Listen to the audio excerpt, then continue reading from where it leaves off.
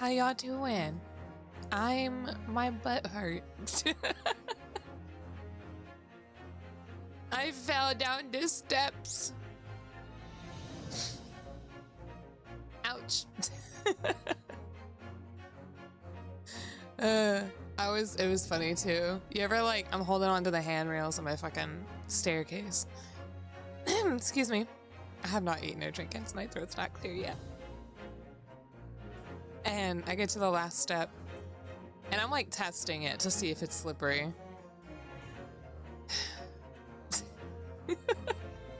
I don't know why.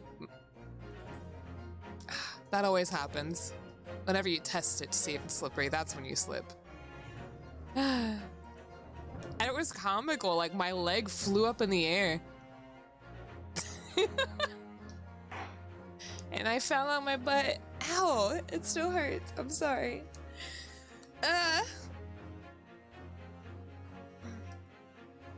Poor Pinata, he not showing up? He didn't say he wasn't gonna show up. Anyway, I got 2 drinks. I got a warm drink, I got a cold drink. Did I take any ibuprofen? No, that's the coward's way. I'm not taking ibuprofen for falling on my bum. Blackfire. I'll take it for other things, like a headache. Or you know. Or maybe you don't know, I don't know. Anyway, how are you all doing today? My work is like, we're gonna open late, and then we're gonna I don't even know what the point is in opening late, because they're opening later in the afternoon. Which means literally not much later it's gonna start going down in temperature. But it rained this morning, so the roads are wet, and then it's gonna go back to below freezing, which means the roads will freeze. Anyway, you forgot today was the stream day? Okay, when we last left off, we found out about the fingerprints, right? Gregson is like, get out of the way, because he's being yelled at by Van Zeeks to find evidence. And he's like, no, this is our evidence. I'm getting my smack. Yeah. Ba-da-doo-doo.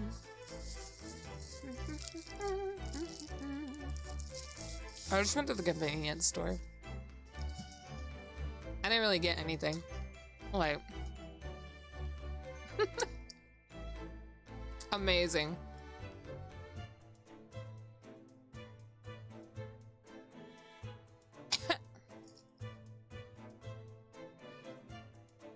I got a spicy roller. Hi, Kanye.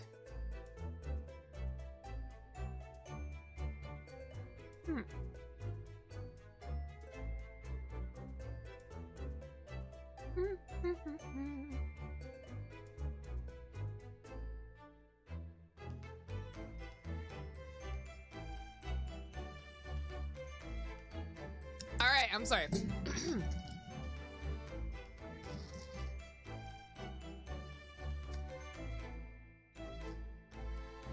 Oh my god, that threw me off. I forgot I didn't get Dr. Pepper because they were out. I got root beer. Okay. So we tried to look behind this. There's nothing there. It was just a wall. So, I'd love to know if there's anything hidden underneath that floorboard there. Oh! That scared me. Allow me to ask Gregson now. After all, we are well acquainted. Acquainted? Excuse me. God. Inspector Gregson, really, it's been too long. What is it, Sholmes? I thought perhaps you might show me what you found there, seeing as we're such good friends. We're not friends. Damn. Shot down. No, I suppose not.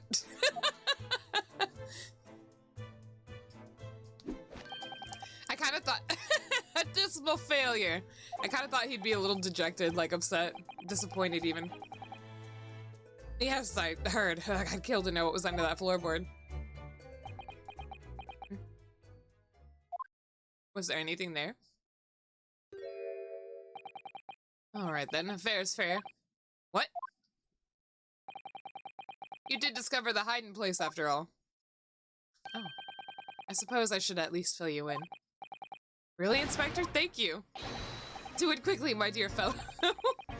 If there's one thing I know about this man, it's that he blows with the wind as fickle as the weather. I thought he said as fickle as a feather. Boy, stop making me out to be some kind of nut. That was weird, his eyes moved over. Kinda, how you been?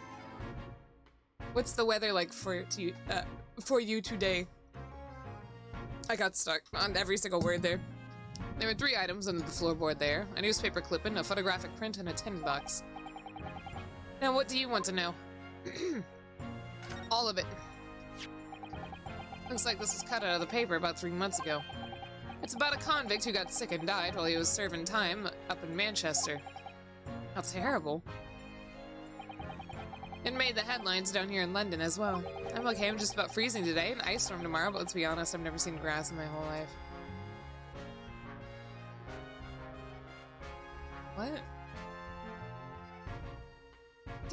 Are you just saying you don't go outside? I've been experiencing a winter storm the past 2 days. Viola flashbacks, right? That was so funny. I fell on my butt, kinda. I slipped on ice. It's like Haru and I were going to get McDonald's last night, but then they closed early. So then we went to Whataburger, and as I was merging lanes, I started slipping on ice, and I was like, oh, here we go. This is it.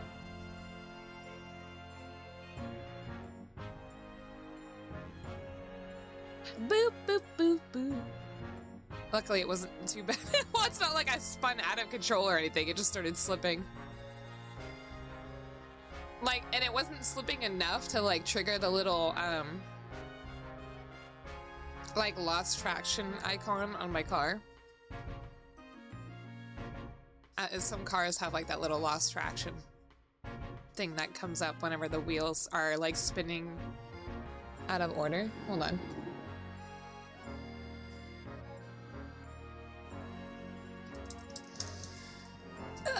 Sorry, work was messaging me if I'm coming in, but like even worse so than yesterday, the roads are actually wet this time.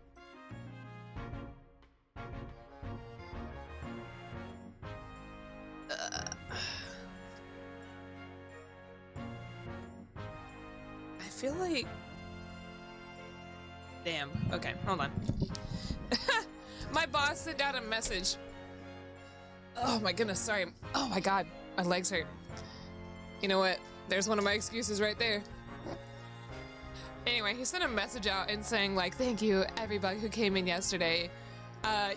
Your dedication will not be forgotten or something like that. I was like, wow, okay.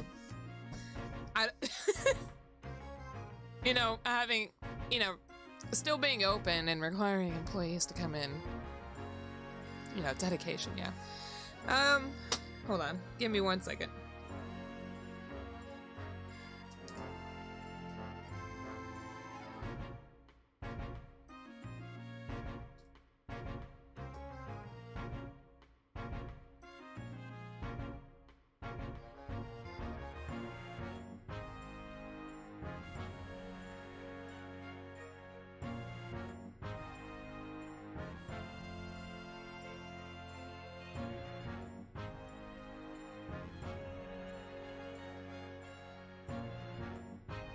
He says, this could change. They're having hourly updates. Hands out gold star. Has another 30-minute employee appreciation. Glad everyone's okay. I'm just shut-in. Oh, I was like, I'm just a shootin' need spider girl. And I was like, what does that mean? I was completely misreading all of that.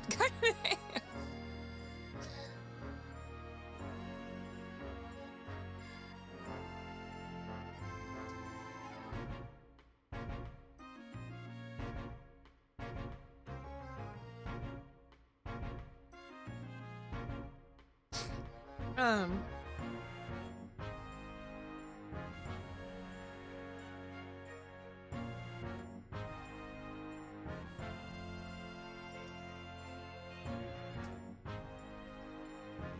Just give me one moment to make this message. I mean, a shooting neat spider girl. Hell yeah, Kaine. Kaine with guns. I want to see it. I want to... You need to do it. You have to do it now. I want to see you with like a cool cowboy attire. Dual wielding pistols. Kaine, did you see my Solomon stuff? I used to have fan art. I have fan art of me in a cyberpunk style. No, that's not the fucking same thing. Cyberpunk and cowboy are not the same thing.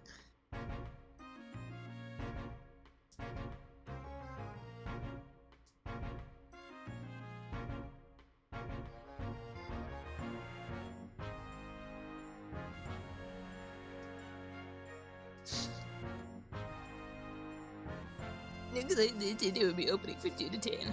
You saw it briefly? Oh, whenever I was sharing it in stream?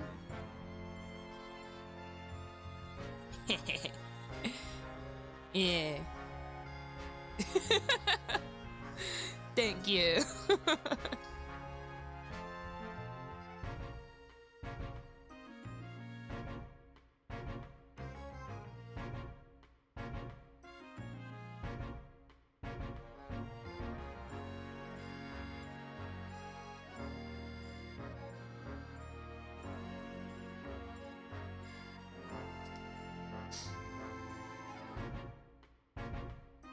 Okay, hold on. Okay, I'm okay. We're good. I'm done. Boo boo. Doo, doo. What I don't understand is why my work even, like, just won't close. Like, we're slow on the weekdays anyway.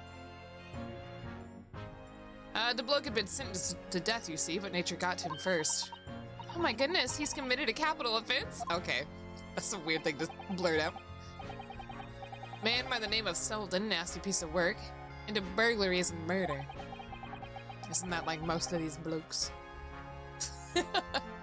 Saying bloke. They say the hoard he knocked off was worth about 1,000 pounds. Oh my god, a hoard? Because productivity equal value in society, so says the capitalist gods.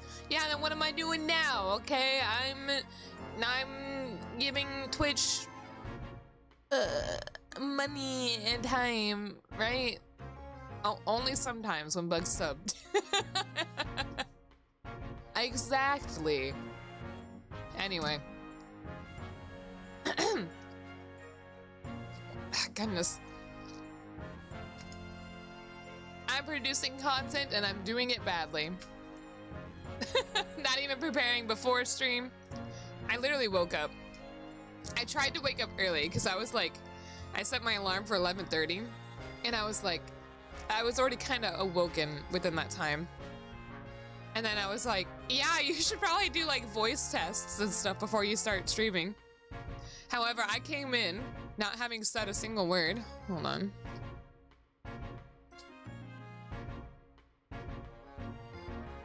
All right.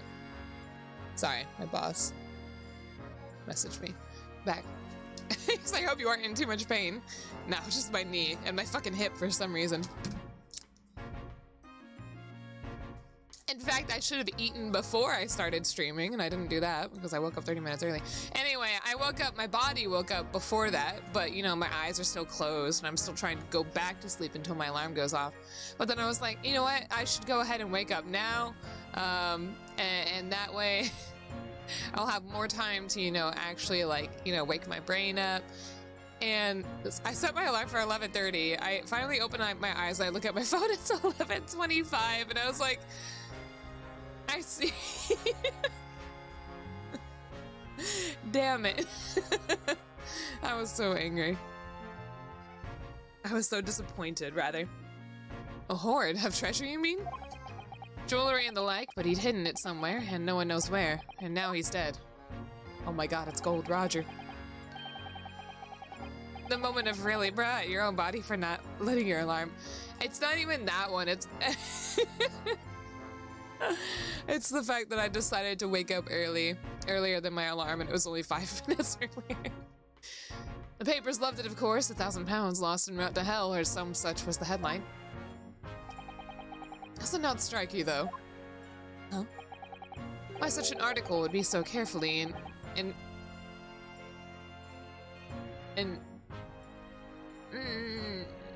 how do you say this word?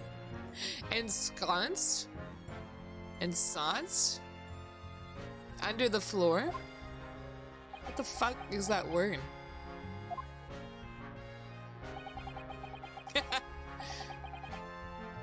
Yog.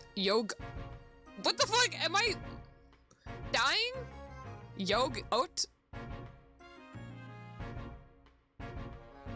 It the first time. Yog-oat it the first time. Unsconced. What the fuck is happening? Having a stroke. What the fuck? Oh, okay. Holy crap. Y'all are scaring me. That's cringe. Wait, what? Gabe, quit being mean to me! I suppose now that you mention it, it does seem a bit odd. Well, I mean, he's a poor man, so maybe having hope about, you know, random money just being out there was something he was looking forward to. Perhaps I'll go over the paperwork we've got, on Selden back at the yard and see if I can turn anything up. The capital offender article has been entered at the court record. Y'all want to guess it's anything on the back of the newspaper clipping, maybe? Hold on. I didn't mean to leave.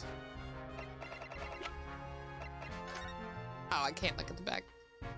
Manchester's Strange Ways prison announced the death of convicted murderer and burglar Selden by natural causes in the early hours of the morning. He had been suffering with a fever since the end of October. Alerted by the shouts of his fellow cellmate, medical staff arrived to find him already dead before his capital punishment could be carried out.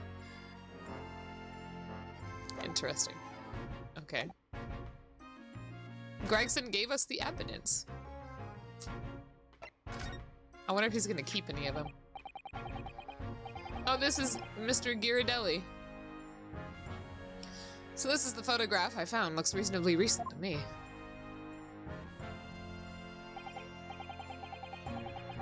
I don't know who that is. Do we know who that is? Oh, it's an artist. He's an artist. Maybe he's related to Olive. He kind of looks like her, maybe. Maybe. Huh. Which would, like, maybe explain why she was in that area at that time, right? Yes, it would appear to have been taken on the street in front of the house here. And the gentleman on the left is Mr. Ghirardelli. Oh, that's fucking Sasato. The landlord, of course. It's the same dude, the chubby girl. Oh, maybe it's like her brother. I don't know. Who's the young man on the right? Mr. Ghirardelli's son, perhaps? He has a son? I don't think so. Perhaps you can take that print if you like. Excuse me. Really? Are you sure? We can presume, therefore, that the yard already knows. The identity of the young fellow, that is. Ah! Is that true? Well, it's too bad if we do. Unfortunately for you lot, leaking information isn't one of my pastimes. I thought that said panties. I don't know why I thought that. I'm sorry. My dear Inspector, if I may be so bold as to point something out. Pastimes are for one's leisure, but this is for work. All the more reason I'm not telling you. I was about to say, I was like, what the fuck?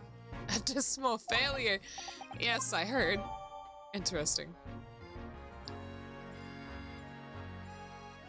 No, I know which Russian dude you were talking about. He was in the fucking newspaper. On this, like, second case. I wonder why a photograph like this was hidden under the floor. I mean, Mr. Shamspeare himself isn't in it. Photographic prints are still rare treasures in the East End. I imagine Mr. Ghirardelli was rather delighted to have been immortalized. He probably made a proud present of it. Okay.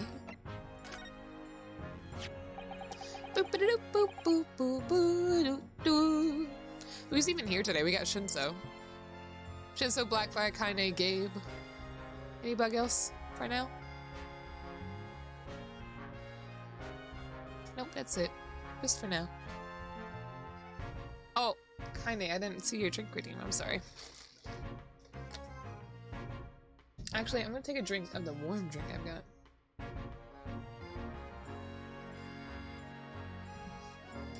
Yummy! What?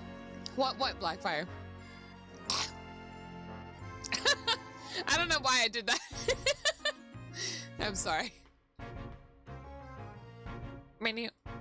Now this tin box looks interesting, doesn't it? Yeah, I was saying thank you for being here. Might I suggest, Inspector, that you open it? If you were to find something inside that reveals the truth behind this case, I wouldn't be in the least surprised. Yeah, funnily enough, I've already had a look. It's completely empty. What? Shakespeare, give us a clue, man!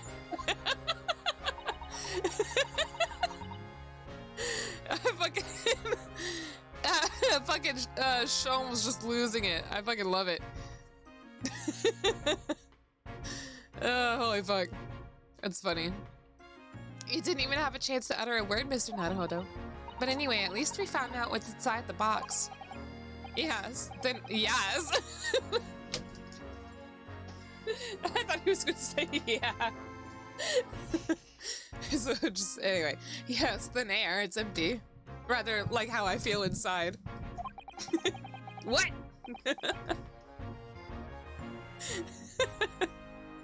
I don't even know if I'm necessarily laughing at what he said or how I said it. Is there nothing more to this box then? I wonder. He always thought, oh. Wagai! Baby! Hello! Aww. Hello. Oh, look! It's that lovely little kitty cat. What was its name? It's Mr. Natsume's, isn't it? I don't think we ever asked him, actually. Why don't we call it, Wagai? The name came from Ryunosuke. You know, like Mr. Natsume refers to himself in Japanese. I wonder how he got in there. Clever cat. Oh, wonderful. Well then, Wagai, here's something delicious I bought for you from the cat's meat man. She's just been carrying it on her. Oh, oh, Wagai! Bella, come here! I fucking love this. Let me pet the cat. Oh, he's loafing. He couldn't be happier now, look. I just hope we can bring some happiness to his owner, too. Wagai. Oh, he's eating! Ah! Oh, do it again! Do it again! He's not doing it again.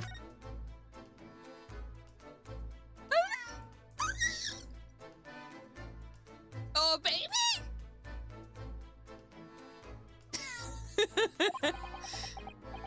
That was a cheeky little meow. Wagai. I'm sorry if I can let this cat. I'll die for him. I'm gonna cry.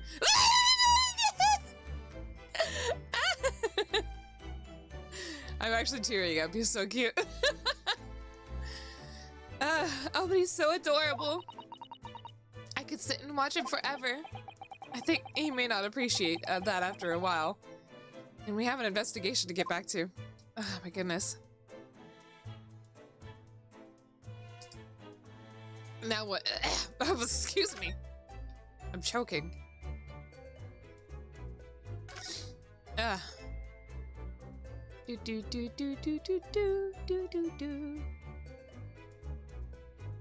I'm gonna take an allergy pill real quick.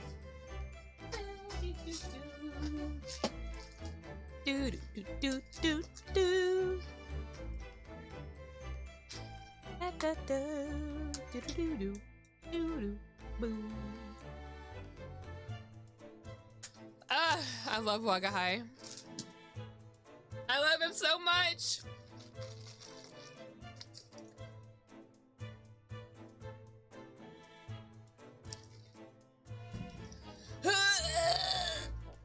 Oh, what the fuck? My throat made a weird sound. I really hope y'all didn't hear that. Oh goodness, that was such a weird sound. It sounded kind of gross. It was like, yuck. Now what? All right, Wagahai, we already talked to him. Maybe the hint is to leave?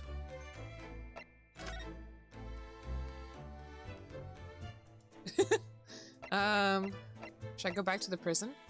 Are you sure we've asked everything we need to? I guess not.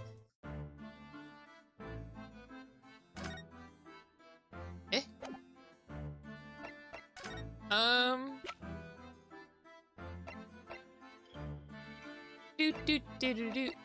don't know what asking him any of these questions would be. Like what they would do. What's this? It's a newspaper cutting that we found in Mr. Shamspeare's room. Ah, something new, did he?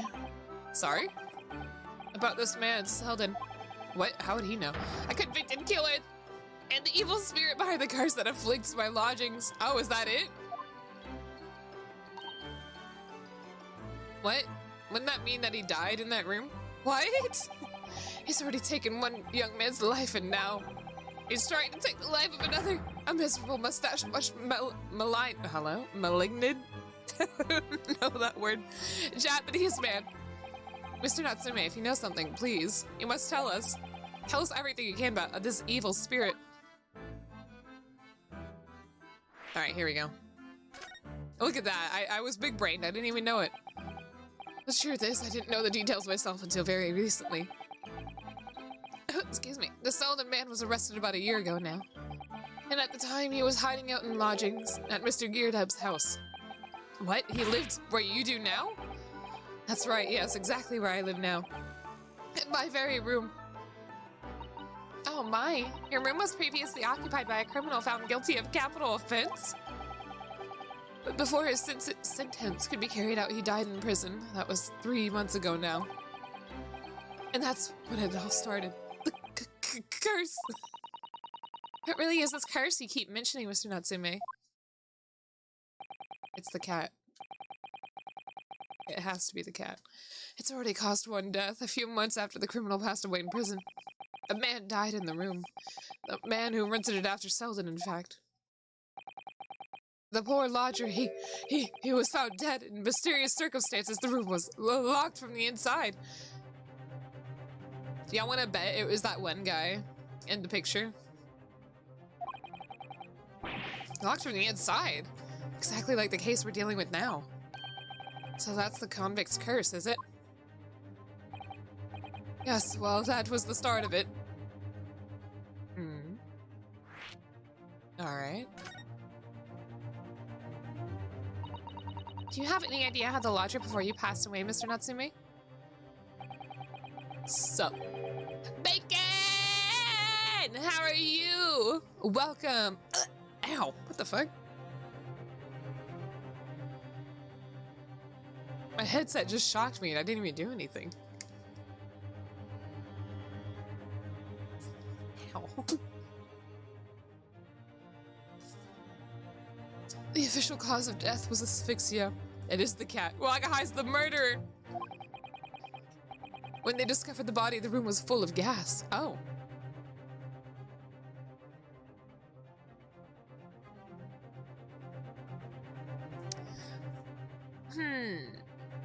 Y'all remember my first theory? Gas. I only found that out after I signed the lease. When Mr. Geardub came to tell me later, I couldn't stop myself trembling. In fact, if I'd known beforehand, I probably would have been too scared to take the room. Landlord's lease, luckily legal. I still wondering if the guy in the pic is Shamspeare, but with what he was saying, I doubt it. I don't think so. I mean, that's the kind of shit they'd pull, so who knows, but personally, they said the pictures it seems rather recent, so I feel like it's not Shamspeare. Luckily for Mr. Garrett, maybe, but not so luckily for Mr. Natsume. Oh no, my nose is runny. I'm gonna be right back because I didn't actually get to do anything because I was trying to rush and start stream. So I'm gonna take a quick break even though we just started, so I apologize for that.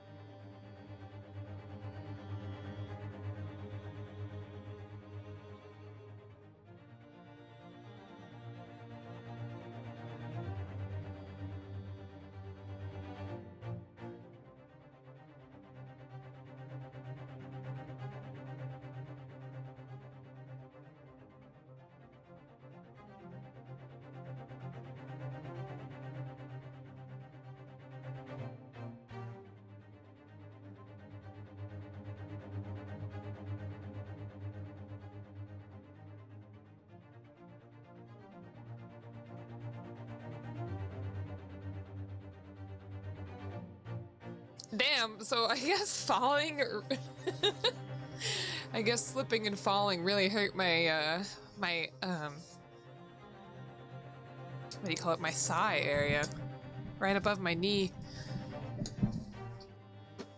I don't know how that happened. Hi, Kirik. I know I say this every single time. Every single time I see you, I still keep thinking your name says Kirik the Bug. I feel like your opportunity's been missed this whole almost 2 years.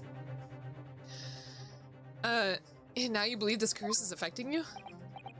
It is at first. I just felt as though I was being watched. And all the time.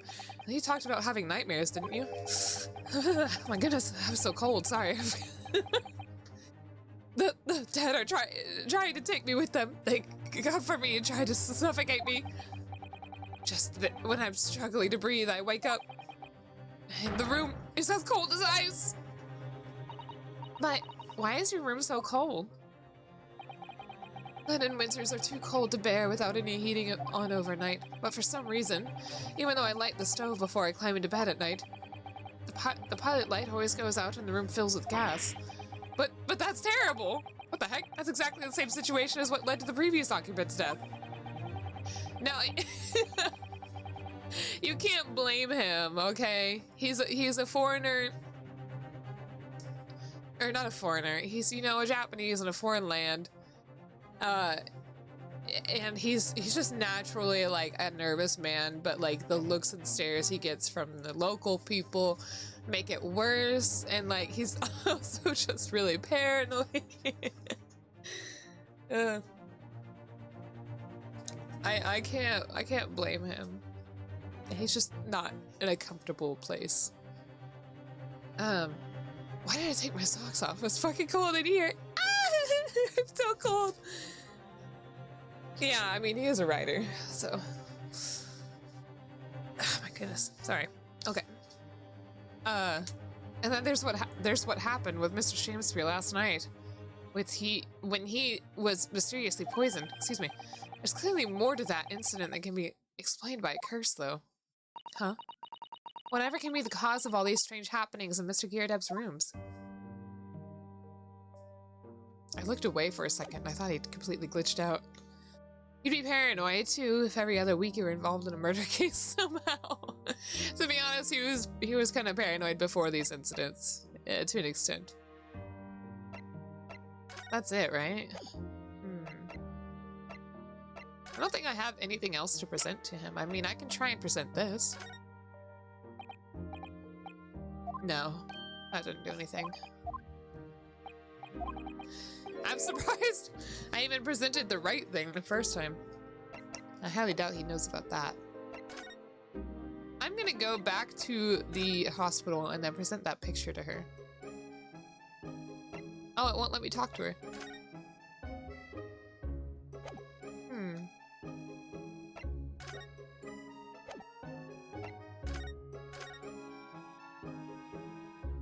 It won't let me look at this picture again?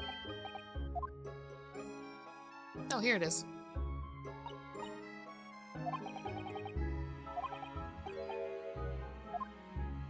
Nothing new, though.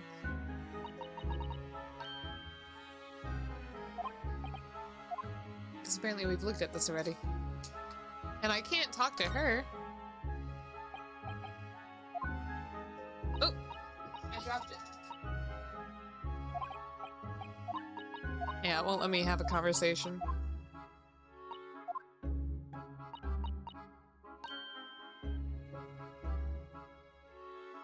You saw the background of that pic? There was a portrait of her. Oh. I wasn't looking.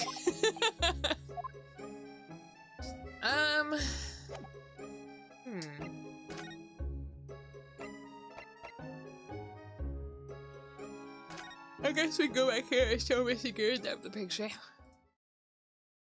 Eh? Where is he?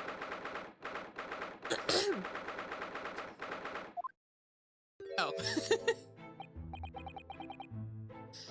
Ah, so you're here now, Mr. Ghirardeb. Mr. Ghirardeb. Right, well, your business it is for me, you know. Getting out and about. Were you at the Old Bailey by any chance? Naturally, fate of my lodgings hanging in the balance and all that, not a trial to miss.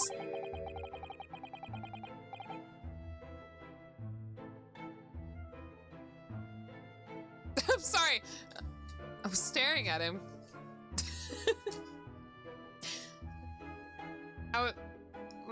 Excuse me. I was thinking if his design was intentional to look like that moon.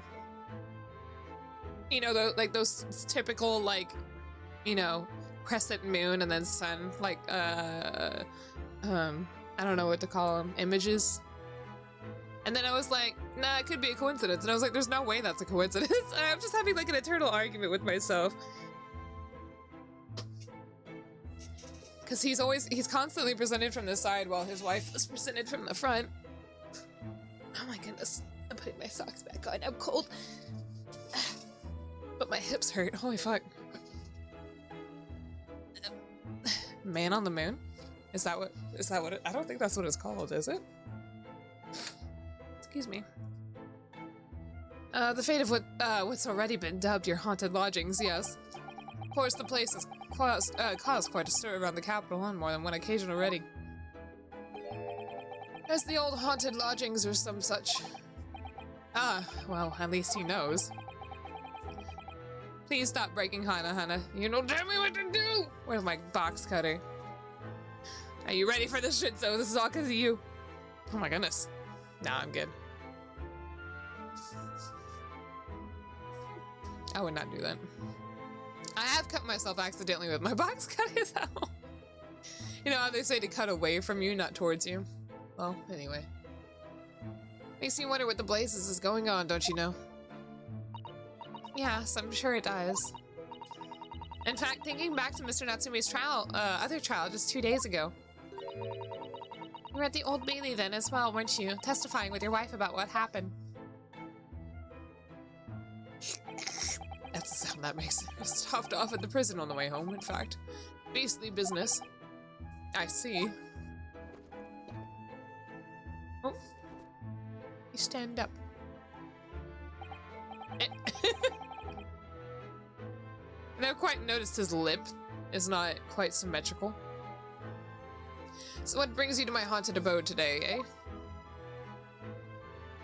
I got a picture for you, if you want to take a look.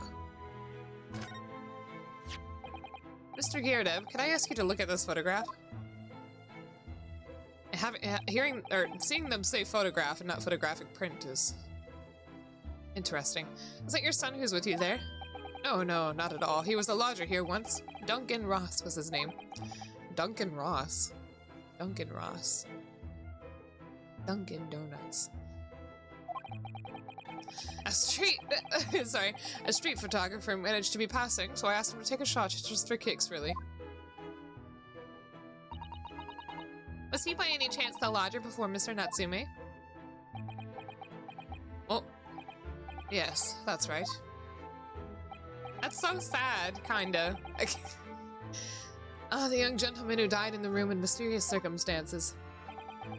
Just what Mr. Mustache was waiting for, one might say. Yes, young Duncan lived in the room at the top of the first flight of stairs before that Japanese chap. Would you mind telling us a little more about him? Oh, okay, other questions. Okay, oops. Some fishy fellow from the Far East and a failed actor chap of questionable character, eh? Yes, the house does seem to have become something of a magnet for rum fellows of late. Thanks to that Bali curse. A convict's curse, you mean? He believes it is you. Ah, heard the stories, have you? Rotten scoundrel was arrested here, then the next chap in the room goes and keels over. And there's that woman who dropped dead just outside the street, not to mention the actor yesterday. Well, she's not dead, at least. Yo, interesting. His name could also be a reference to both King Duncan and Ross from Shakespeare's Macbeth. Huh. I think I read Macbeth in high school. I don't remember. Am I next day? Well, can't help but kiss the collie wobbles, can you? What's a collie wobble? When you say the woman who dropped dead outside on the street, do you mean Miss Green? Because Miss Green, who was stabbed by the knife, and Mr. Shampsphere, who was poisoned last night, are both very much alive still. Yes, well, so is that blasted convict's curse, it seems. Personally, I should be quite content with such lodgings. A bath, a toilet, a fireplace, a fascinating history. Why? It sounds like the lap of luxury. Okay, I'm not so sure about that. Collywobbles. Interesting. Well, there's no bath or toilet included and no fireplace either. Wait, no toilet? Why do you poo-poo? But you do look out for your tenants, don't you? By watching the rise and fall of the flame in your gas lamps up there? Yes, never hurts to keep an eye on things. In case there are any mishaps or such like. I think you've had your mishap already, sir. What the fuck does that mean? That's not helpful, Mr. Schultz. Heaven forgive me, the words just came to my lips. Okay. Oops. Some fishy fellow from the Far East. Wait, what? I'm confused. Did I click the right one? Because that's the same fucking thing that he said for the other one.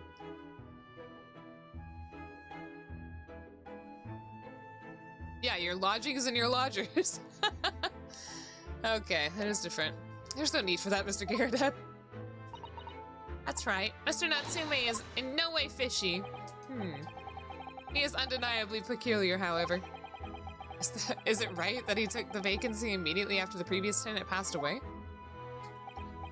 Yes, that's right. I asked the estate agent to find someone, and he popped up at the very same day. Never come across a chap so keen for a place with a background, as it were. I didn't think it was the room's background he was keen on so much as the cheap rent, actually. So how long has Mr. Shampsphere been lodging under your roof? That failed actor chap? Let me see. Oh, of course. Yes, it's been 3 months now, quite sure of it. Wasn't 3 months ago when that guy died? Only 3 months. He's quite new here too, then. And to what do you owe your certainty in that regard, Mr. Ghirardelli, if I might ask? Well, it was that Selden scoundrel, as it happens. Selden, the convict, you mean? Selden and Champsby have some kind of connection, then? Ah! Let's find out. That convict chap Selden passed away in the clique 3 months ago now, you see. Some lady or another. What does that mean? Yes, we've seen the report from the newspaper at the time. I don't know why I'm thinking of the fucking jail. I've been watching Stone Ocean. I've actually been having fun with it. A dramatic part happened just as I took a drink. Well, it was only 3 days later that the tragedian showed his face, the actor fellow. Pilates.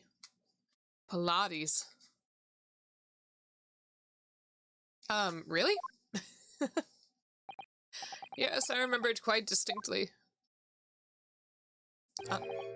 'Tis small this world we inhabit.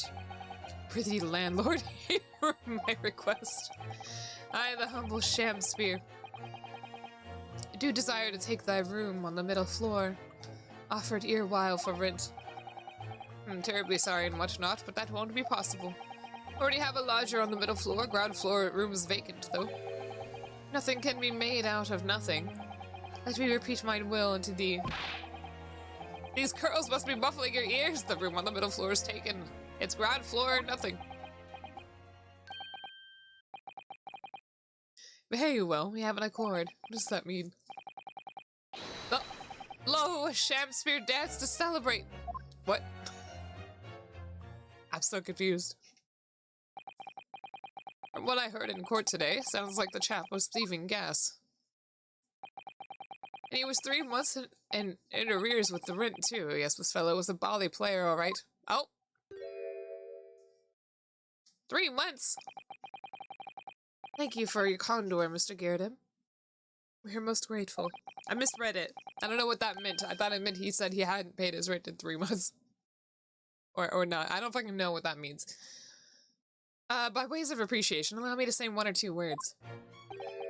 Give me my robe, put on my crown. What the fuck is he doing? I have immortal lodgings and longings, not lodgings, in me.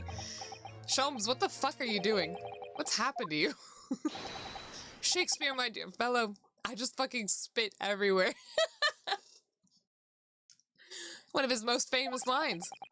I wish to divulge my own learning of the subject, for I have a turn for literature too, you know. Perhaps you could turn your attention to more apt lines then. Excuse me. Yes, Duncan Ross. Young chap was attending art school, had to work to pay for it, mind. Moved into— Ow! Sorry, cut my finger. Moved into the middle floor room about a year ago after that criminal Selden was arrested. Young students are always on the hunt for rooms with a history behind them. A history of cheap rent, maybe, yes. What? Yes, well, anyway, it was one morning about a month ago now. I hadn't quite worked out the old trick of watching the gas lamps to see what my lodgers are up to at the time. So gadly, I was rather tardy to discover what had happened. Smell of gas that alerted me it was. Ah yes, synonymous with the smell of death. Is it? Called the police straight away, of course, and the officer kicked the door off its hinges. But once we got inside, we all bally collapsed. Because of the gas? Yes, room was full of it, no air at all. Stove must have gone out while the poor chap was sleeping in his bed. At least he went out when he was asleep, holy fuck. So Mr. Ross suffocated to death. Of course, the police gave me a sound ticking off because the gas pipes were so old and all that.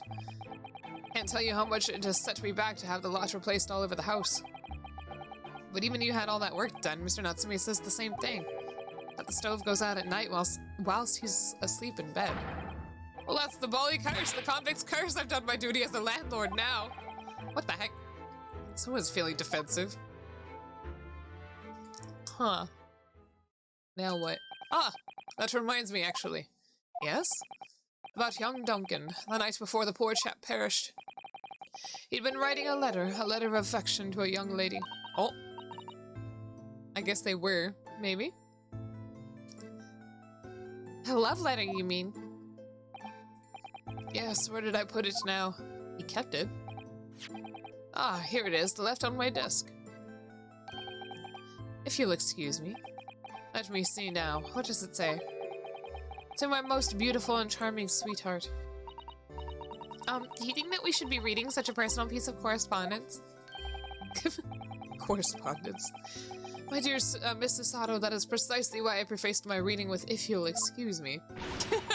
I will not excuse you, Mr. Sholmes, no! Sadly, he didn't address it, though. So I've no means of delivering the thing. Rather sad, really.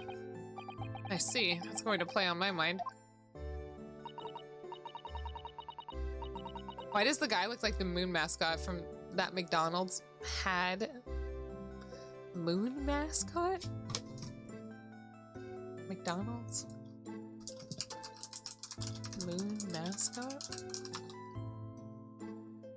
Oh, what the fuck? He's creepy. Maybe they're based on the same thing?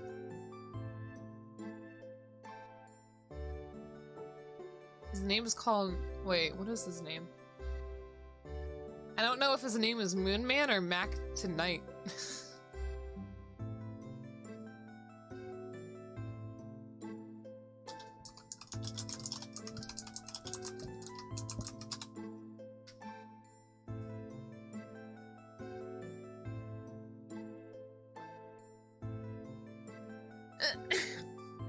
I had to sneeze, it won't come out. Excuse me, I'm sorry, that was a big stretch. Hold on.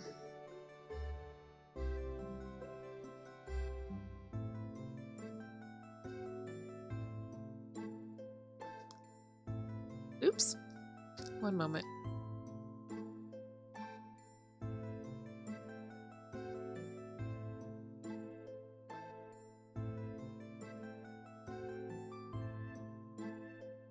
My other manager just messaged me.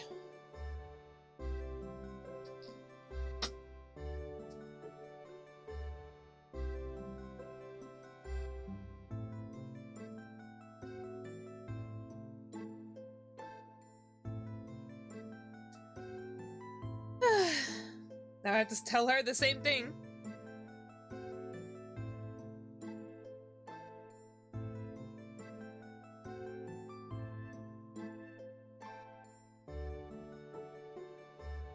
Give me one moment.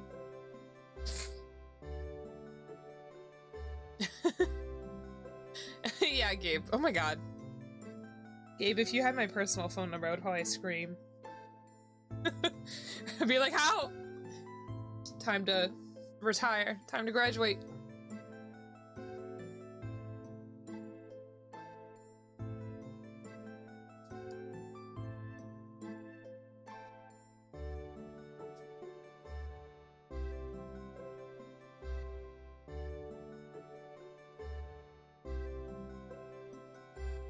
What do I say? I'm not comfortable.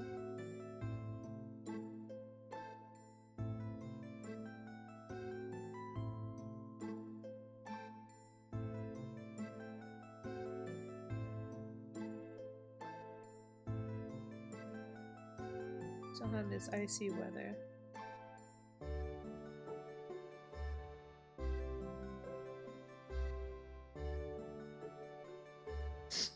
Okay. Sniff. You would too? You would retire? But really, the identity of Mr. Ross's sweetheart has no bearing on the case. I think we should leave well alone. Yes, I suppose you're right. Indeed, the intended recipient's address is missing, however. There is a name attributed to the man's most beautiful and charming sweetheart. Oh. Mr. Sholmes, please, I've already had to chastise you about this once. My undying love to you, my colorful darling. Olive green. Oh. Ah! Oh. Olive green? Meanwhile, I've already put two and two together. The woman who was plunged into a coma after a knife plunged into her back outside the house 5 days ago? Anyway, she messaged me back. She's like, oh, sorry, I didn't know you were already contacted. Yep. Y'all should close early.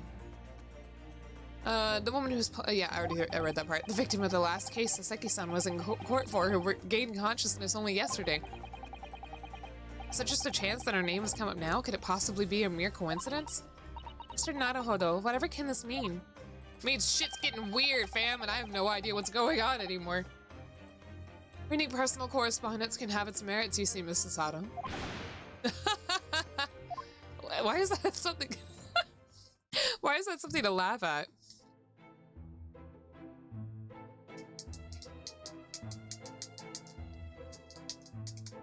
I think I'm good here. I don't think I need to talk here anymore. Alright. Back to this place. Oh, she's left already. Maybe not, because her bag's still here. The rat is here, though. Mr. Rat, would you like to say some words? Mr. Naruhodo, I just finished speaking with the doctor. It seems Miss Green is well enough to be discharged. Discharged at last. This is good news. Oh, excuse me? What is it? Is she crying? Miss Green! Oh. Oh no, she's not. Oh.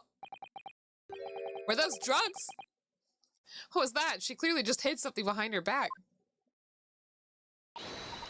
What? One moment, I'll be with you in a jiffy.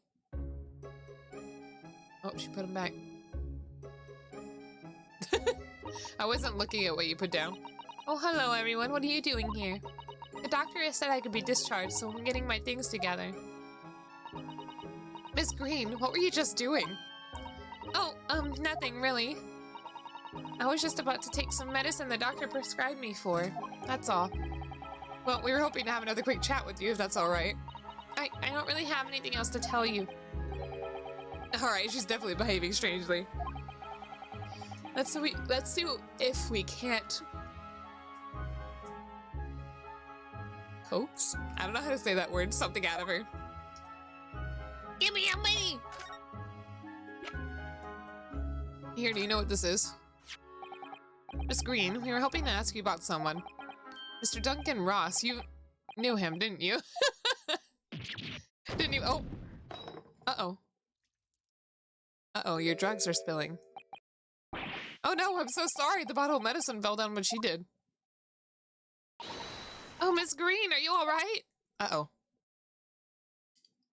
Never mind, she can't be discharged anymore.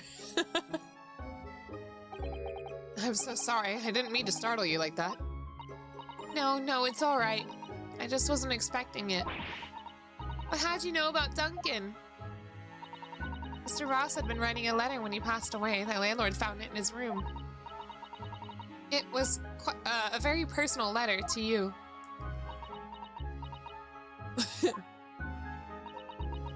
It was at the art school. That's where I met Duncan, a year ago now. He was working to fund his studies. He dreamed of becoming a professional artist one day. And the two of you became romantically involved? She got the Pepto. I still have the fucking Pepto-Bismol that Shinzo sent me. I've only been able to try it once and it didn't help. Yes, that's right. We were very much in love. We were engaged to be married, actually. That's why he decided to move into a cheaper room to save money for the wedding. That's sad. And that's what led him to Mr. Gyarados. Yes, he told me he found the worst but cheapest room in the entire East End. And then, 1 month ago, that's when it happened. We're so terribly sorry, Miss Green. Has the canvas always been on the floor?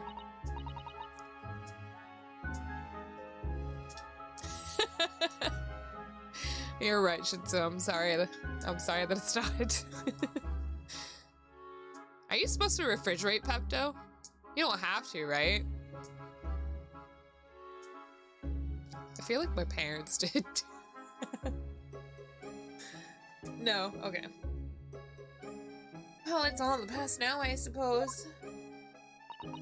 Poor Miss Green. She looks so desperately sad. I'm starting to think that just her look. That's just her look.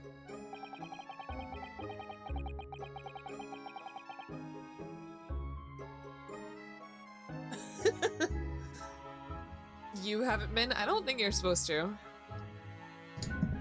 Maybe, I don't know if it matters though.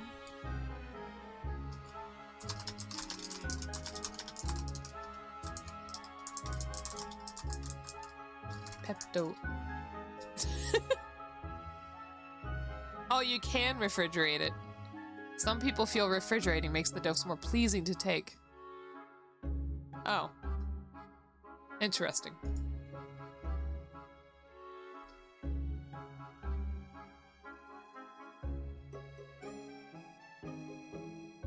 Boo boo doo doo doo doo. Oh goodness, that was a big stretch. Oh, let's go. But now I see that she has every reason to feel the universe is against her. Is that it? What else do I do? Do I just talk to her?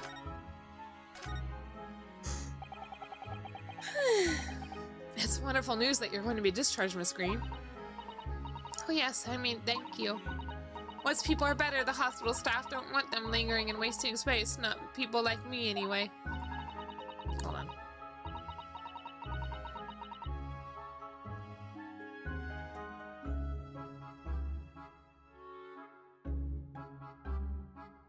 So, I don't think I should keep anyone waiting. I probably shouldn't stand around and chat. He certainly doesn't seem to be in the mood to talk. That's for sure.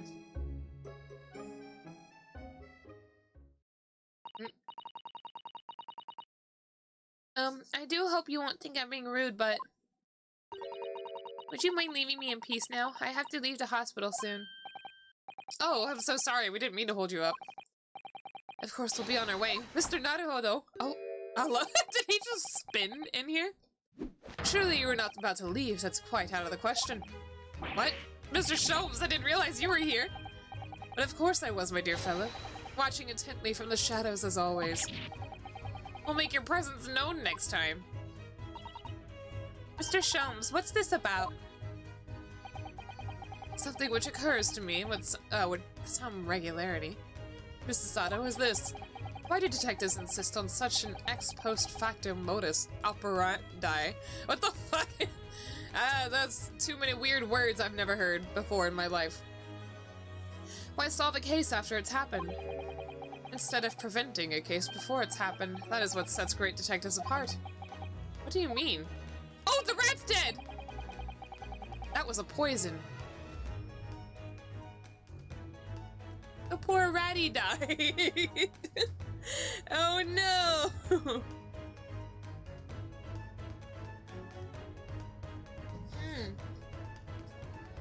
There's a case waiting to happen under our very noses, Mr. Naruhodo. So let us avert disaster. Let us prevent this case from ever happening. With nothing but careful observation. Alright. All the clues you need are set before you. You need only look and you cannot fail to see. The poor thing! I had a feeling she was trying to poison herself, to be honest, but I didn't know it was actually poison. I thought it was just like medicine, and she was gonna poison herself with it by drinking too much. You can do it, Mr. Naruhodo. I know you can. Bruh. The rat's dead. That mouse seems to be dead. Look. I didn't notice it there before, did you? I think perhaps it drank the medicine that spilled out of the bottle. But that's the bottle that Miss Green was about to drink from when we arrived. You don't think. Oh, I see you've come to appreciate the true nature of this scene. That of a tragedy about to take place. A rat's dead and you're laughing, Sholmes? Yes, I think it's falling into place. Miss Green, the contents of the bottle you had before has spilt out on the floor. The poor mouse that drank it has sadly died. I think it's clear that the bottle must have contained a powerful poison. It's not the pink liquid or anything, right? Nothing pink can be deadly. Don't worry, I will attend to the mouse presently. What do you mean attend to him? You gonna give him a funeral? Miss Green, were you intending to go the same way as that rodent? Oh, to take your own life. Ah! And once we'd left, you would have put it to your lips again, wouldn't you? And taken the poison. And a hospital of all places? No! Oh, Miss Green, please! Please talk to us! Oof. I'm gonna read the note now. It feels as though, it definitely feels as though this card must be relevant. I mean, when we first arrived, Miss Green was standing with it in her hand, in what can only be described as a very tense atmosphere. Yes, it may very well be related to whatever incident Mr. Sholmes believes was about to happen here. Perhaps we shouldn't ask Miss Green about it. Oh, okay. Oof. Oof. 10 seconds later, and we would have arrived at a very different scene here. In all probability, we would not have enjoyed this most delightful conversation. Of course, I said of course. No, that would have been so bad. Perhaps it hasn't been quite so delightful from your perspective, Miss Green. Is law related? Modus operandi? Modus operandi? I don't know.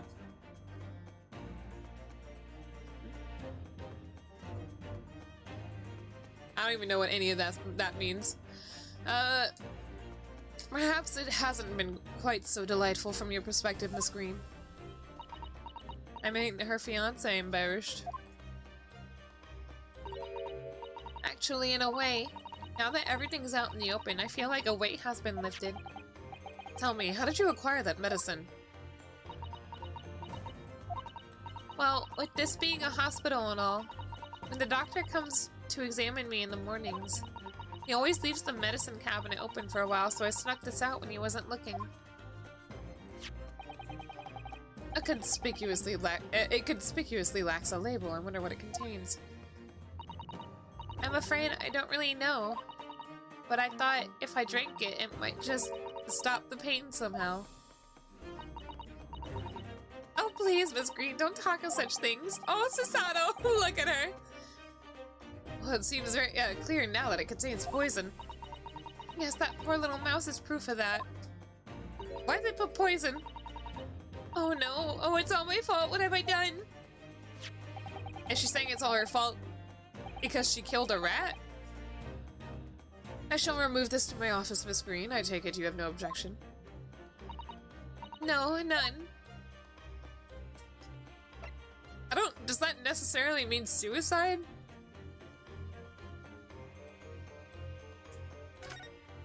Or is she in physical pain? Probably. That's probably what, suicide.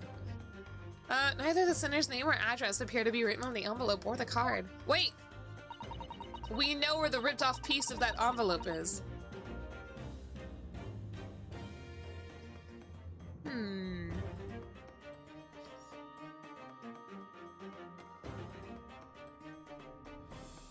It arrived by post at my home the day before the incident that put me in the hospital here.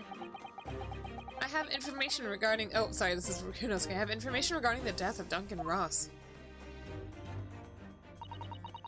Come to the Slug and Salad on Briar Road at 5 p.m. on the 17th. Didn't tell anyone else about this letter or the meeting. It is a matter of utmost importance.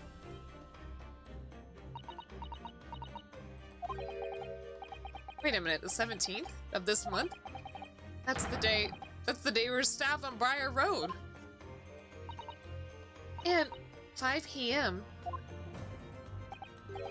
That's precisely the time when the incident occurred.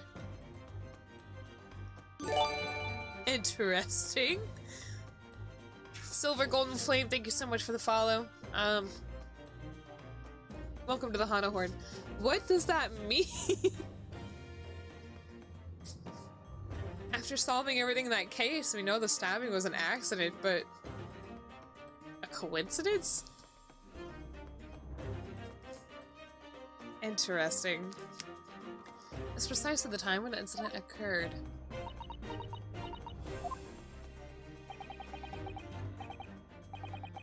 Makes it seem like the knife falling didn't actually hit her. Well, we know it's the same knife, so who knows? The Slug and Salad, yes, a pub on the northern corner, Briar Road. Briar Road? Being the street that Mr. Garrett's house is on. Does this mean that... Yes, I'm sure you've guessed. That day when I was struck in the back by the knife, I was actually on my way to the Slug and Salad. Goodness! Slug and Salad. So, what you were doing on Briar Road that day? Oh, so that's what you were doing on Briar Road. Hello, detective. Hello, Jack. Jack-kun. How you doing? I'm sorry I didn't say anything before.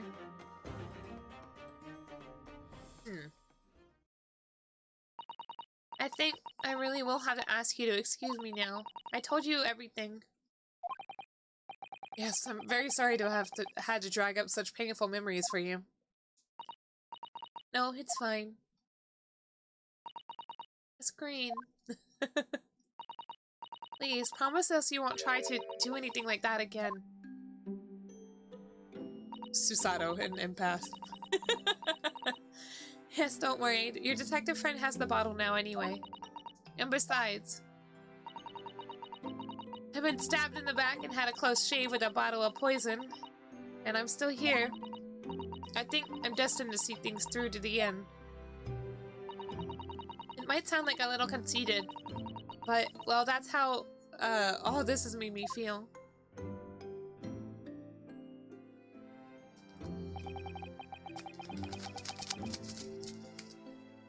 I'm so tempted to just cut open this little hot hands and pour the contents into my mouth. I'd probably die of poisoning if I did that. Let's not do that. Leaving Miss Green and St. Bartholomew's behind. We made our way back to the Baker Street with Mr. Sholmes. I wanna see what it's like on the inside. I wanna know if they're still hot. If I open it up. Ah, God, it's really hot. Probably. It probably would be. My bad. I'm sorry. Well, it would appear that we've reached the end of the investigative trail for today. Yes, it's late.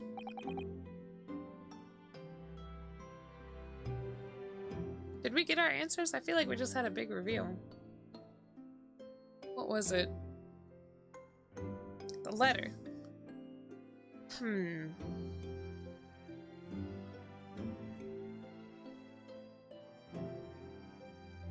Interesting. That's a quick ticket to a chemical burn. What if I put it in a plastic bag? And Mr. Naruhodo? Did you discover anything that may be of use to you in court tomorrow, do you think? Details about Mr. Shamspeare, Mr. Garrett's lodgings, the convict Selden. There are many facets to this case, and we're yet to see to the heart of it, if you ask me.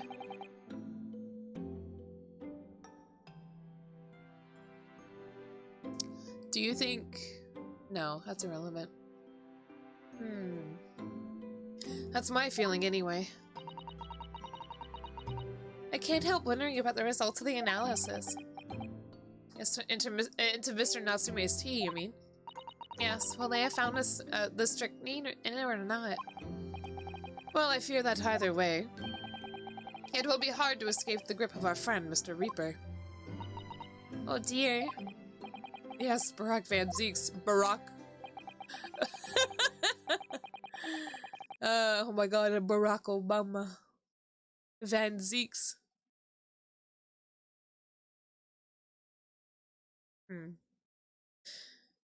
But I wish you every success, of course, and though I was late to rise this morning. Tomorrow will be a new dawn. I intend to spring from my bed at a crisp hour and attend the trial. I read crisp before I read bread. Bed? Fuck! And so I keep thinking bread. God damn it. Mr. Sholmes, you're going to come? Indeed, whatever happens, I shall be there, assuming my eyelids cooperate in the morning. Well, I think we've done all we can. All that's left is to remain focused. I'm sorry, my mouth is really dry. I think I need to eat some food. Keep fighting for Mr. Natsume's cause until the very end.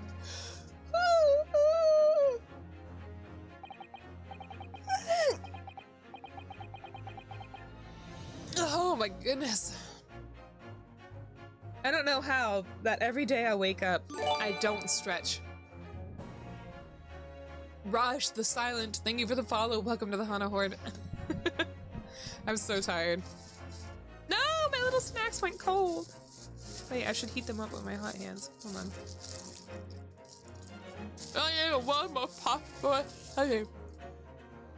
Oh, Amy Kara! Hello. Whose stream did I find you in the other day?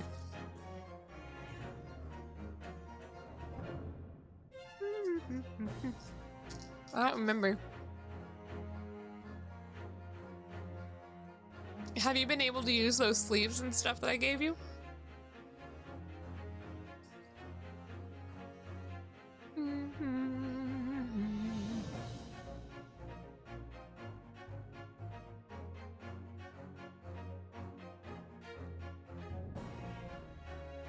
One moment. I'm trying to eat my snack.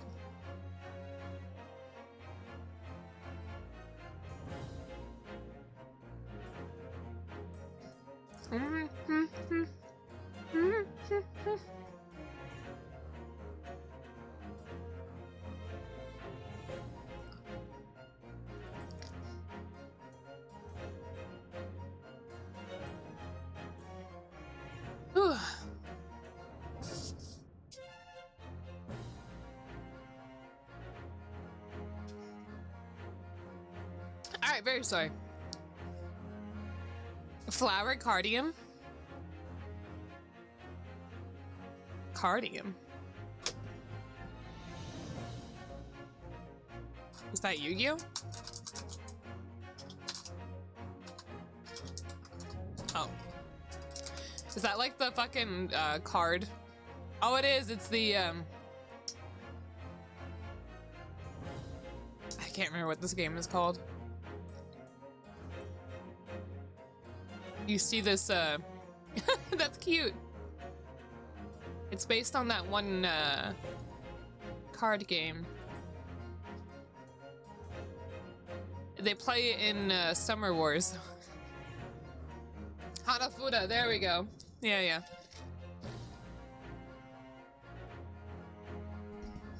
That's cute and strangely fitting. I like it.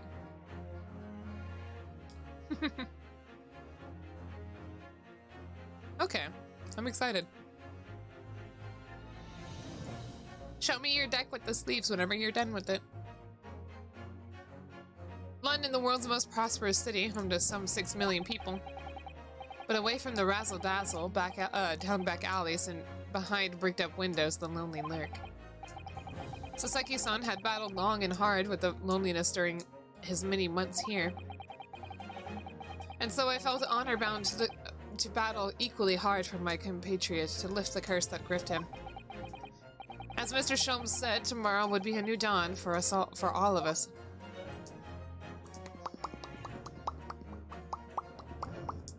Ba-do-do-do-do.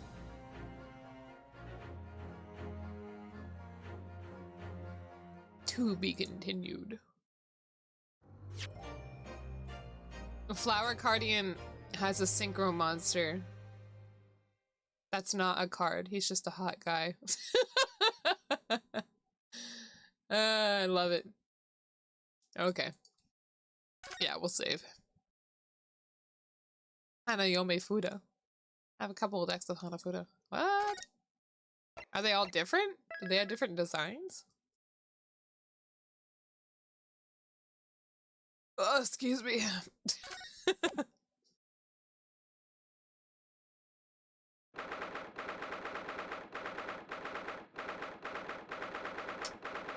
All right. We're about to go to the... Oh! Hello? He was so close. We could kiss. Hello? Is this it then, Mr. Naruhodo? Yes, it's time to put an end to this now. Do you think the jury's the same? To the miserable curse that has been plaguing Mr. Natsume, to everything. And in my own small way, I shall do everything I can to help you. I always appreciate your help, Mrs. Sato. Suffering Saseki selfishly sidelined. Ah! Good morning to you too, Mr. Natsume. Good morning! Good morning, locums to Mr. Naruhodo, Esquire! Listen to you two chatting away happily as if the main player of today's trial isn't here. Why would you do that? Why? Oh dear, we didn't mean to cause offense, Mr. Natsume.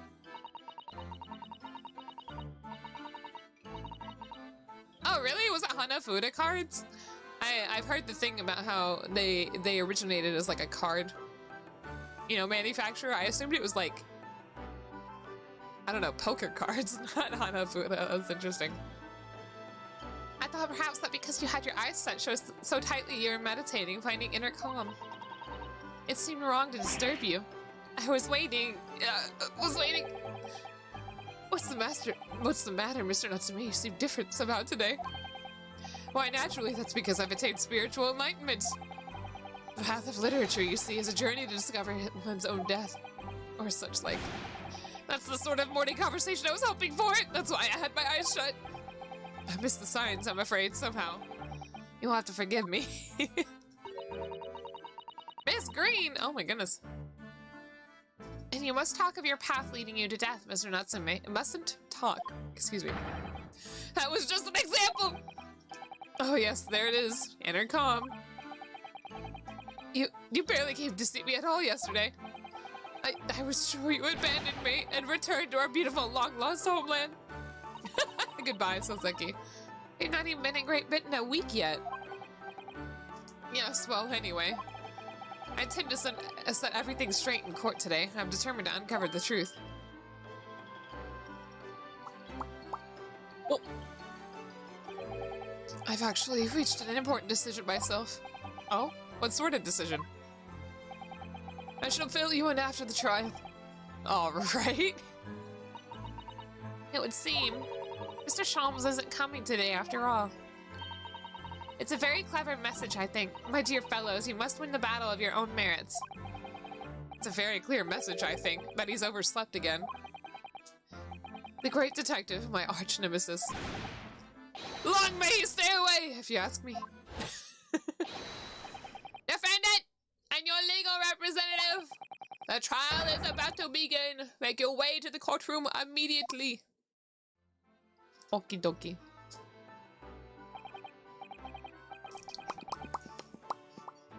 Today, once again, we face the Reaper.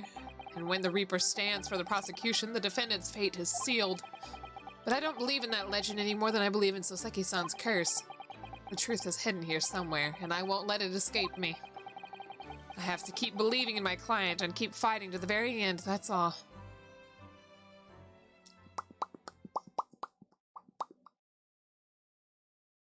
Blah, blah, blah, blah, blah, blah, blah, blah.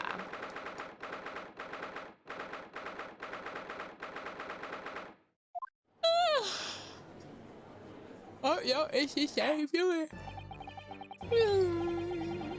In the name of Her Majesty the Queen.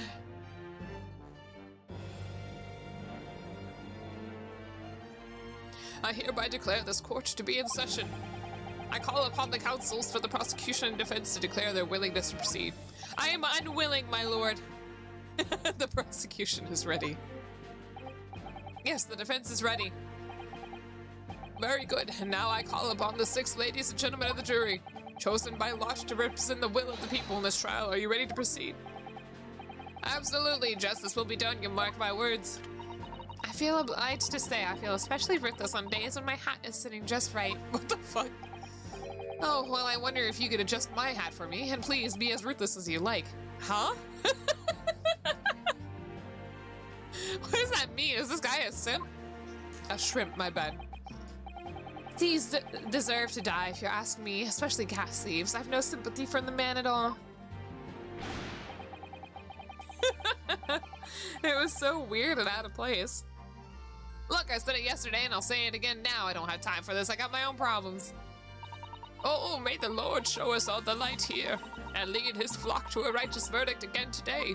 That's Now, Lord Van Seeks, what can you tell us? Figure it out yourself, he would say. The prosecution's report, please, for the court. In relation to the theory expounded by the defense yesterday regarding the defendant's tea. Oh, so he does have the results. Alright, let us know. Get to the point! Before the prosecution delivers the black news about the black tea belonging to the blackguard in the dock. Okay. Pray, allow me a moment to savor a liquid of the more sanguine hue. Well, we just got here. In fact, I defer to the good detective for the report. Here's to you, Inspector. Yes, sir. Thank you, sir. As indicated by the defense, we found a bar of soap just outside the victim's window in the snow. And there was indeed a frozen reddish liquid in the depression on the top of it. Yes, that's the tea. That's what Mr. Natsume brought with him that night. Well, the brains of the yard analyzed it, and yes, you're right, it was tea. And there wasn't a trace of strychnine or any other toxic substance in it. Yes! But now, everything's really confusing. No poison at all. In other words, the tea that the defendant brought with him to the victim's room is innocent. It's all in the clear. The tea is, at least. They're probably gonna still accuse him. What a revelation! As I suspected. That makes it quite clear. Well, they can't, actually. There's a lack of evidence. This case... Oh. My learned friend is jumping to conclusions again. I wasn't even reading what he was saying. But I felt like I got interrupted personally. A typical Nibanese reaction. There's a lack of evidence here. This trial is cold.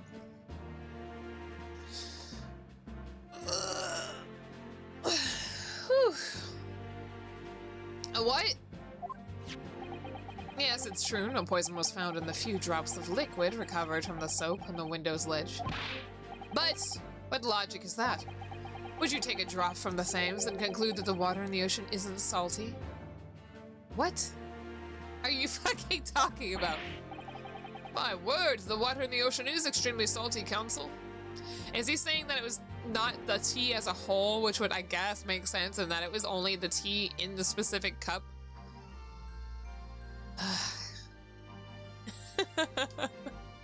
This trial is cold like British tea, Your Honor. My word, the water in the ocean is extremely salty, Counsel. Oh, did you even take a drink, sir? Exactly. Unfit for drinking, just as the victim's tea was in the night in question, as the court has already heard. Oh my goodness. Bitter was the precise word from the lips of Mr. William Shamspeare, whom the prosecution now calls back to the stand.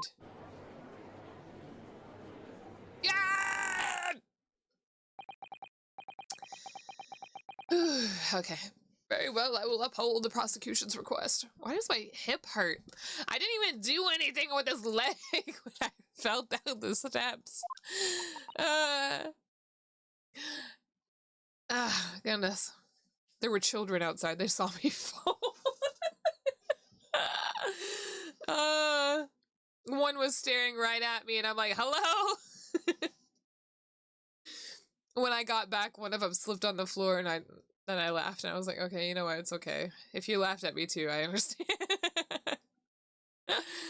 Probably a nerve or the shock, maybe. Maybe. Mr. Shamspeare. Yes, it sounds like we're going to have another confrontation with our theatrical friend. Bailiff, show Mr. Shamspeare to the stand.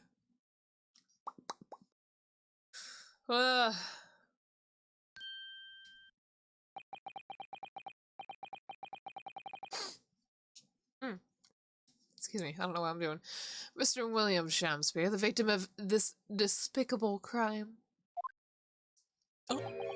Oh heaven, oh hell. Do you command me to remember? Forsooth was I.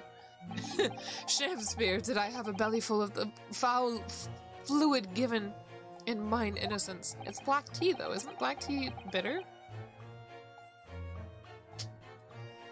Was it actually black tea, or was black tea sweet? Oh, it has a higher amount of tannin.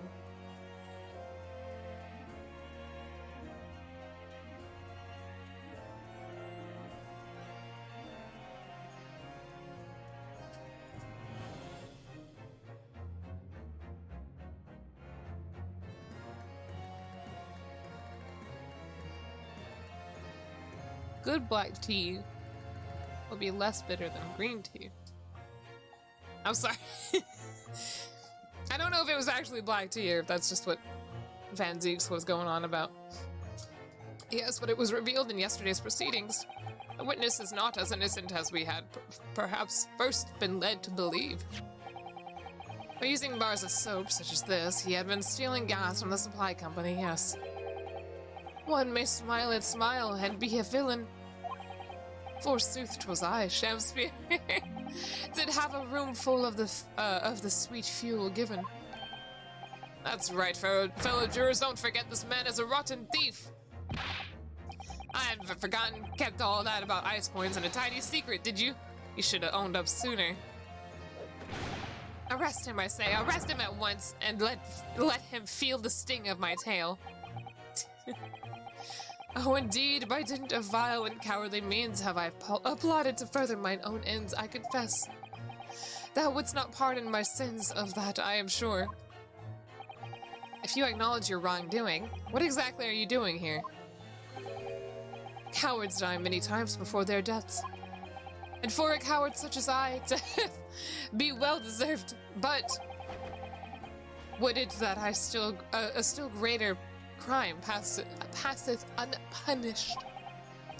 For lo, the hairy-faced gentleman of far east than Verona did contrive to poison me. Beach? What is he galloping for? Oh my goodness. But there was no poison in the tea found in your room. The police have attested to that. What the defense would assert as an inconsistency will quickly be cleared up by the witness's testimony. Is that not so, Mr. Shakespeare? Verily, my liege, I would most gladly speak. Oh, God, that cutoff was so sudden, holy shit. Very well, let the witness testify to explain this inconsistency. Tell the court why it is that poison apparently entered your body, though none was found in the tea. Suppository. Okay. The Japanese man did come to my chamber with tea brewed in a pot. 'Twas in my cup alone that the wicked miscreant secretly poured his wicked poison. Whilst feigning distraction in our debate, ne'er did a drop of his own drink pass his lips. What? It didn't? When he departed by and by, I did use the tea that remained in his cup to make my coins of ice. What the fuck was that sound? Thus, 'tis no surprise that poison be not found in the tea I did pour into the molds of soap. Do do do.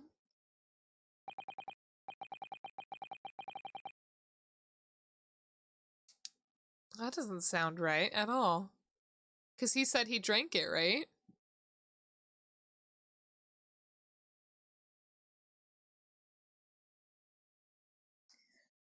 And we know that's not true, right? Because we determined that tea stains the rim the longer it stays in there, right? Once it cools and begins to solidify on the surface, right? And yet Natsume's has none, which means he drank it fast. So we know that's not true. Either way, what what's the point in that? Unless this was Natsume's. What would that matter? I'm confused. I feel like I had a basis for it because we were talking about being left-handed, right-handed, right? Hmm. And I'm assuming that these stains here are from taking a drink. Which would mean this is the left-handed cup. Wait, right-handed cup. This is the left-handed cup. Now, I can't remember what the basis for that thought was. Because there was some mention of being left-handed, right-handed, shit like that. Mm-hmm. So either way, we know that testimony is not true. Poison was slipped in the cup after the tea had been poured. The normal way for poison to be administered, in my experience.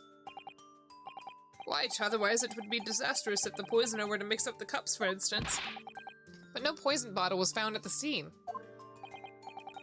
Because, quite simply, that Nipponese took the bottle back to his own room. The absence of a vessel containing the poison only becomes problematic when considering suicide. Ugh, I knew that. How it was laced into the cup? Yeah. By now, it should be perfectly clear. A bar or two of cheap soap is wholly insufficient to wash the deep stains of guilt from the accused's hands. Sirs, madams, 'tis true that I, Shakespeare, be a common thief of gas. But, listen here, ladies and gentlemen. Oh.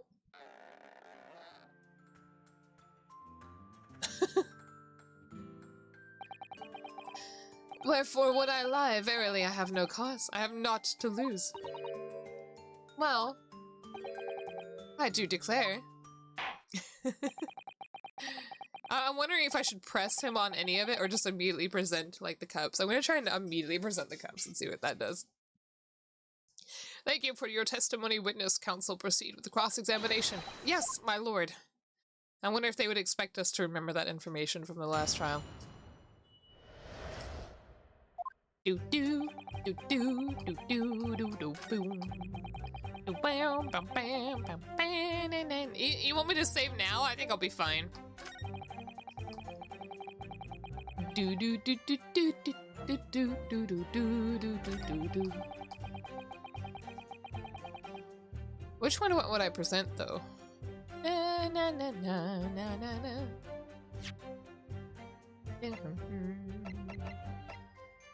Objection!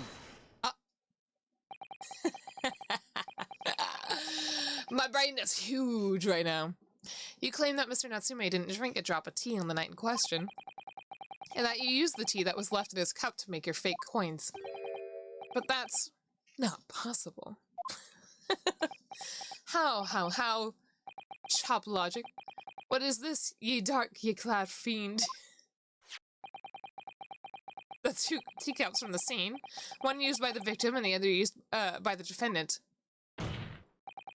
have a clear difference between them. One that represents incontrovertible proof. Incontrovertible?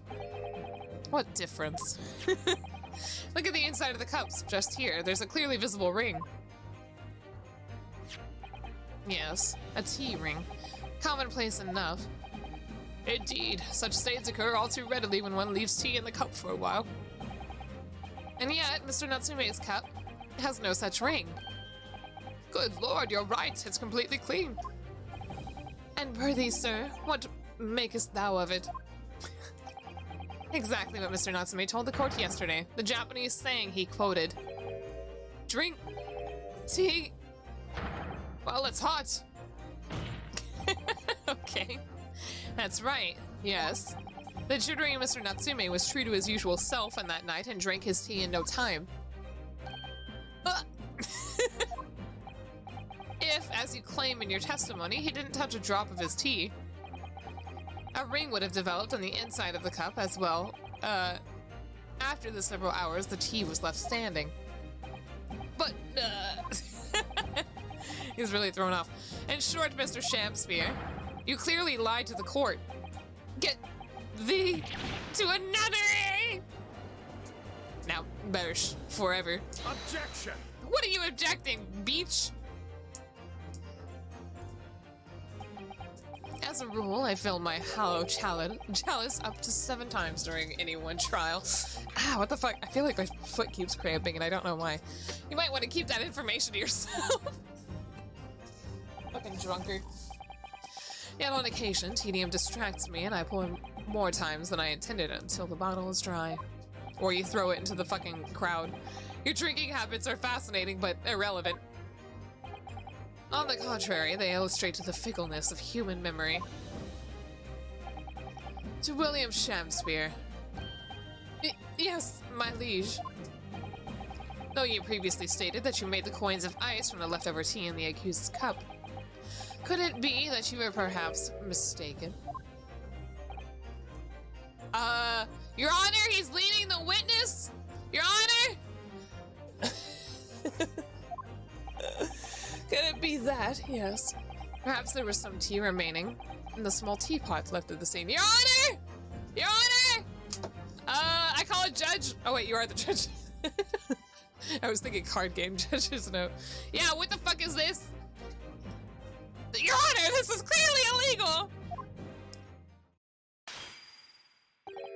A fact that had vanished from your memory until now. Hello? Bad six!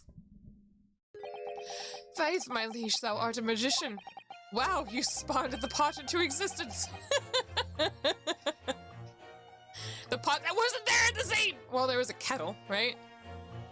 But verily 'tis as though thou hast seen with thine own eyes that night. What? Your Honor! When? Hold on.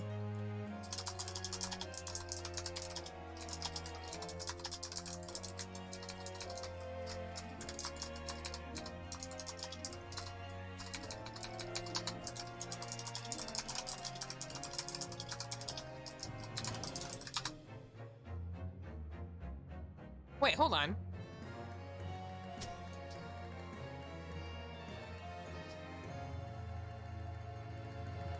A leading question is a question that suggests the particular answer or contains the information the examiner is looking to have confirmed.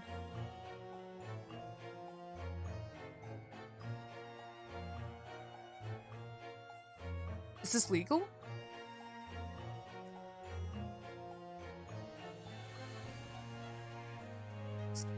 Hold on.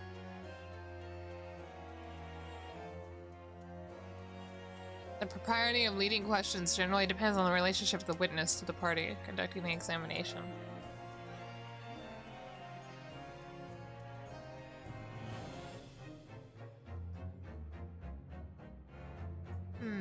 Oh wait. Leading questions are distinct from loaded questions. Oh! Which are objectionable because they contain implicit assumptions. So it's a loaded question, not a leading question, right? He's not leading the witness.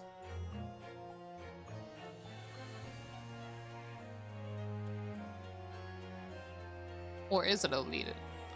I don't get it.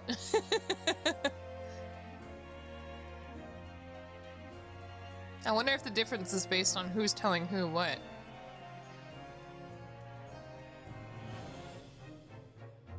Let's see, although federal rules of evidence do not prohibit leading questions on redirect. I don't know what the fuck that means. I don't know shit about court. Yeah, he's leading the witness. He's fucking... This was literally 2 days ago. How would he, like, get his information mixed up? I know, right? That's what I'm trying to do, but they won't let me. Forsooth, I was mistook.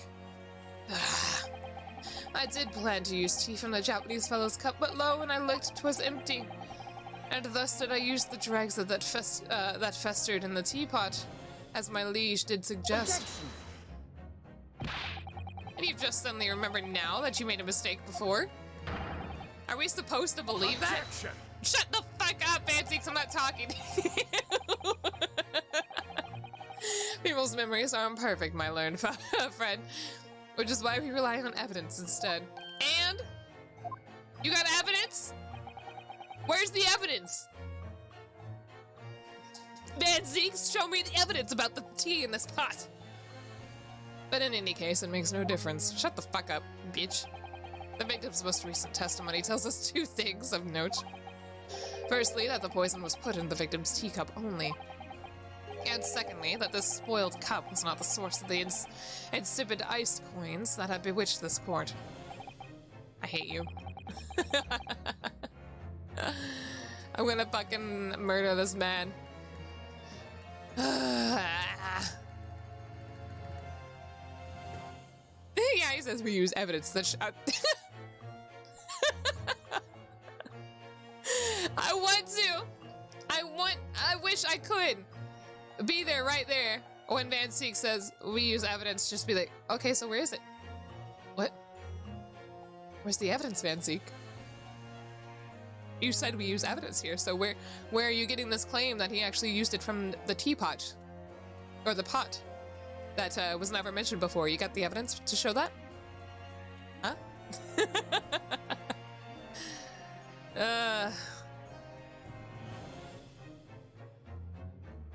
Here for the waiting apology. And confirmation that I'm not a bot. I'm sorry you're not a bot. Is that what you want? I'm confused. The prosecution makes a fine summary of the facts. What facts are there? Furthermore, that testimony remains valid and in full support of the established facts. In other words... Oh, he threw it on me. The inconsistency claimed by the defense simply does not exist. What the fuck are you talking about? No! What does this mean then? I do declare it means there's no issue with the gas thief's testimony. And there is an issue! Now he's got a part of the bit about thieving gas, obviously. It means now he needs to adjust his testimony. My lords, ladies and gentlemen of the jury, I do solemnly swear. Fuck!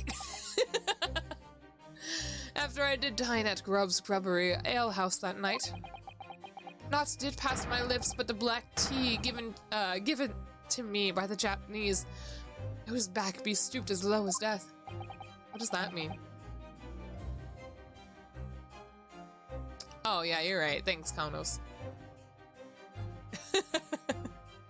And on what did you dine, sir? Why, I did partake of my favorites. A broth as would be called soup, and a leaf as would be called a salad. Oh my god, he had the super salad.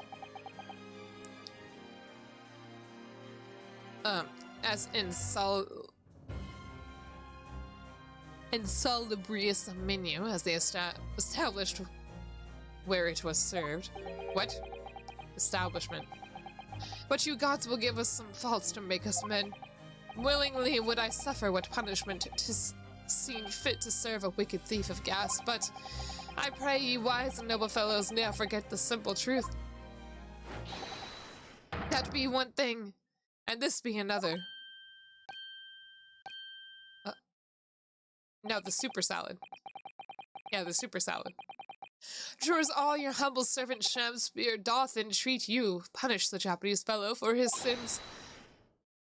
My lord! Uh-oh, what happened?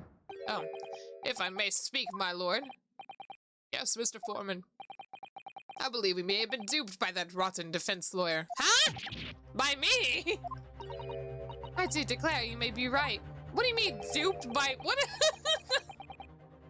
We all know the wife there was making coins of ice to keep himself warm.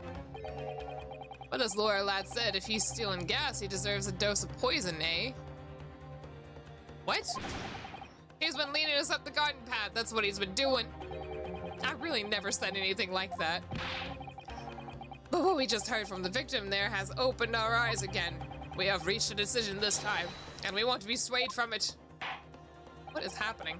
The court acknowledges the position of the jury foreman, and will duly hear the jury's findings. What? No! You can't yet! And ladies and gentlemen of the jury, you will state your decisions now. Guilty. My, Guilty. y'all are idiots. Guilty. Guilty. Why are you saying guilty? Guilty. Guilty. You're dumb. Okay. Alright, Mr. Natsume, sorry. You're going to the fucking gallows. Goodbye. I almost ate the fucking plastic.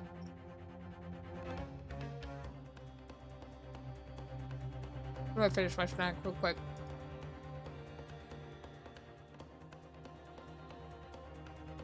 Yeah, I know.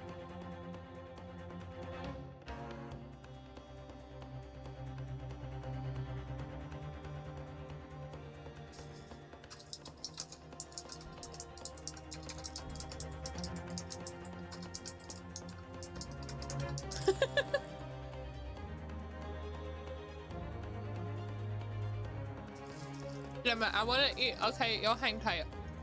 I'm hungry.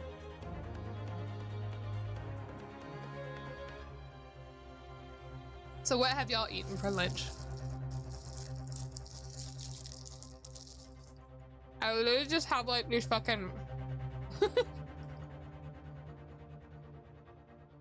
round thing I got from the convenience store. Go eat food, Blackfire.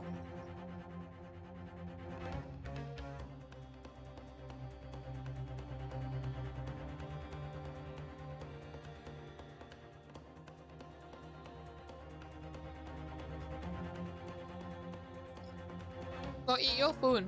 Chicken tam, bitch. What's in it?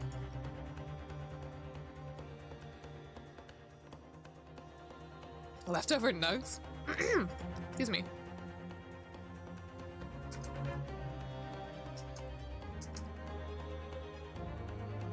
No. Oh, okay, my bad.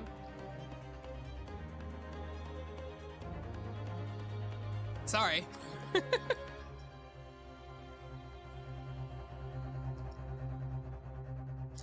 This thing is spicy.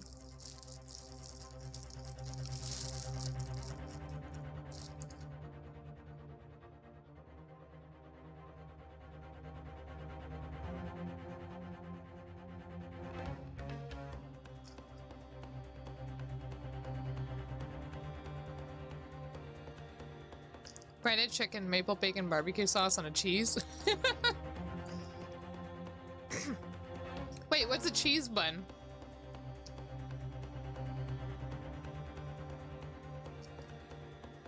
I don't know what that is.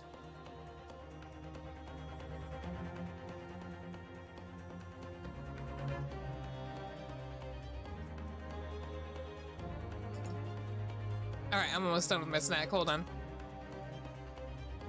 Oh. Okay, my bad. The bun coated. God, this sounds really good.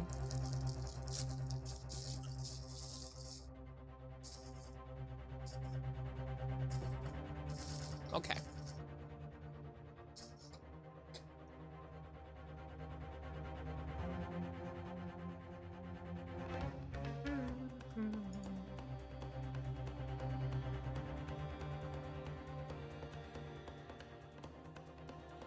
Uh-oh.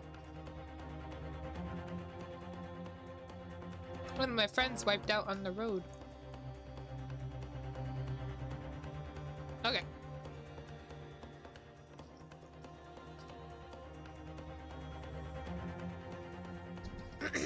Yesterday's sandwich. Hold on. I'll take a look. I was like, where the fuck is culinary? I don't really go through this channel. Oh. I feel like if it was toasted, like the... Oh wait, it kind of is. The cheese isn't too melted. I feel like, oh my goodness. That would be so good. Alright. I hereby declare the jury to be in one accord. Oh, happy day! Look at it fucking move. I hate this so much. Ew. You go eat? Okay, goodbye. What are you gonna eat? What are you gonna eat now? What the heck? My eye? I keep losing my vision for a second. Leftovers, okay. And what's the leftovers? How is this happening? My lord, the defense asserts its right to carry out an summation examination. What if he just said no? What if... I would be like, what the fuck? Typical, my learned friend is unable to accept the obvious truth. This trial will therefore enter its second summation examination immediately. Jurors, the court calls upon each of you to state the grounds upon which you find the defendant guilty of the crime in which he is charged. Oh my goodness. Alright, here we go again. Is this a real thing? In America, like, juries don't have to do this, right? Do they? Like, what happens if they did this and it gets to you and they're like, what's your reason for your decision? It's like, because I want to get the fuck out of here. I want to go home. Would you get in trouble? Curious. Chicken and rice and cream of potato casserole. What the fuck? Okay. I can't tell if that's good or not. I'm a man of logic, me, and having considered all the evidence, the defendant must logically be guilty. I do agree that gas is far too expensive. I can quite understand why the man would want to avoid paying. The stuff explodes and it can poison you. It's absolutely lethal, gas is. Gas doesn't come free. It costs a fortune to deliver it around the city and maintain the pipes. So probably the second girl in her. Truth be told, the team my wife serves up for me is a little sketchy at times. If nothing else passed the victim's lips that night, there's no other explanation, is there? Alright, go enjoy your yummy food. I do feel that perhaps personal opinion about gas and its supply has influenced decisions somewhat. But never mind. Oh, no, he really shouldn't mind. The truth is, our county argument wasn't as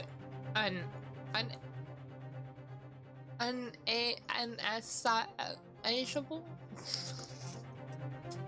What is this word? As we hoped. Mr. Shamspeare was poisoned. There can be no doubt of that. How are we supposed to turn this around? I think we need to establish the method by which Mr. Shamspeare was actually poisoned. Our only hope is to demonstrate to that to the court incontrovertibly. But that's almost impossible at this stage. If we don't manage it, though, Mr. Natsume will be found guilty. No delays, counsel. Proceed with the summation examination. Alright.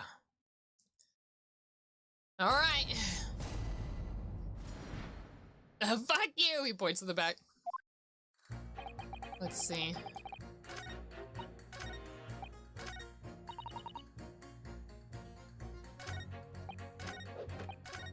Oops, sorry.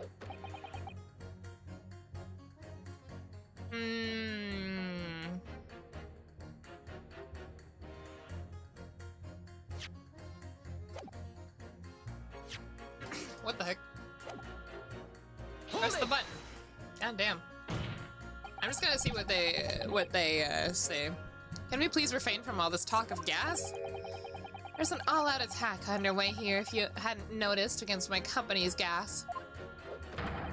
And I'm supposed to sit here and take it, am I? I don't think so. She's really buzzing now. All I've heard about our wonderful fuel is explosions and poisonings.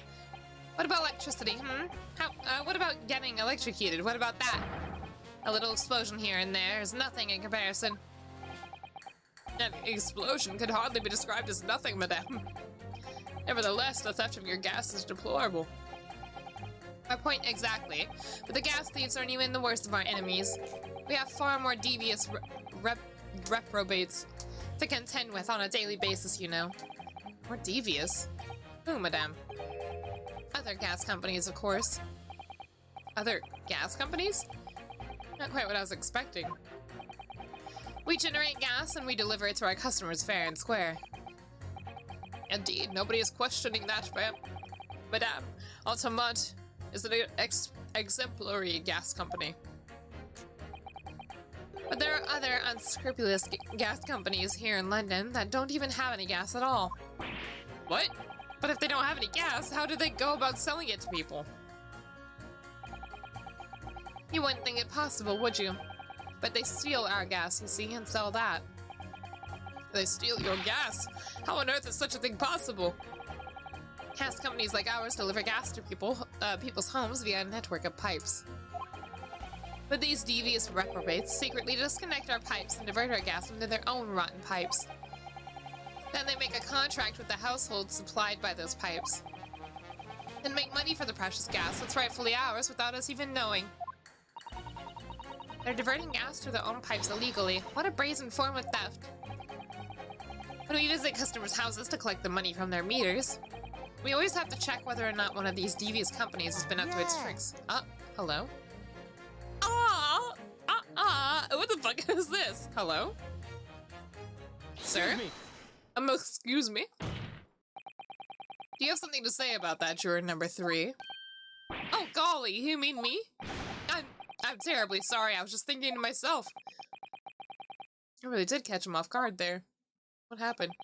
Thinking about what the lady next to you was saying, correct? Aww! Yeah, it kind of was, wasn't it? Well, yes.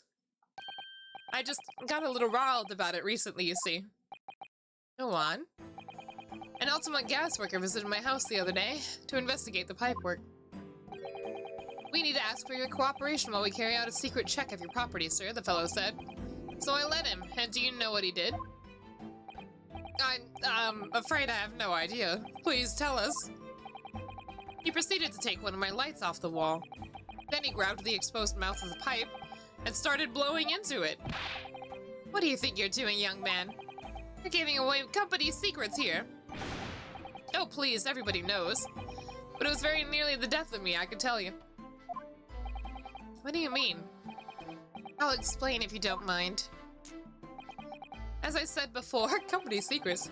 These unscrupulous other gas companies connect their customers to our pipe network.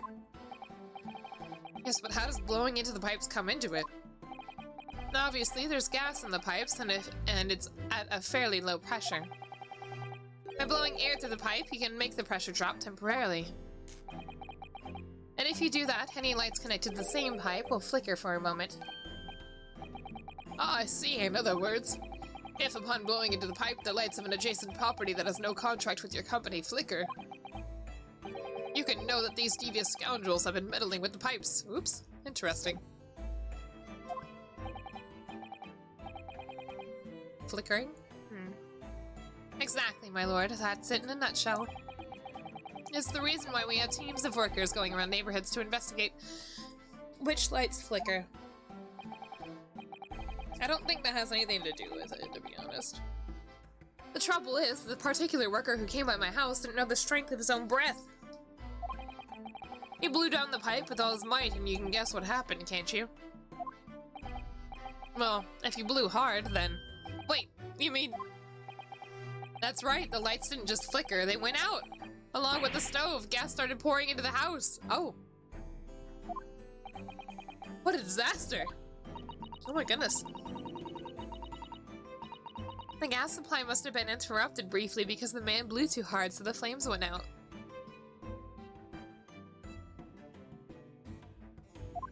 My eye, and blurry. I'm afraid I yelled at the fellow. Are you trying to kill us all? I said. So by disconnecting a lamp and blowing into the exposed gas pipe. Hello? Oh, my picture of Monkey fell.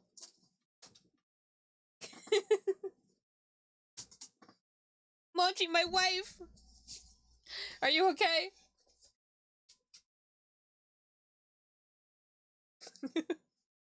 My bad. My wife. That scared me.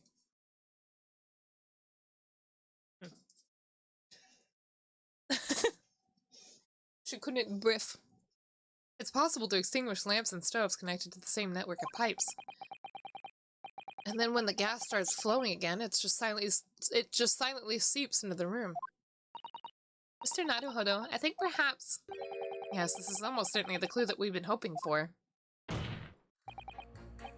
Juror number 3, the defense requests that you amend your statement to include that information. Oh, well, if you like, I don't mind.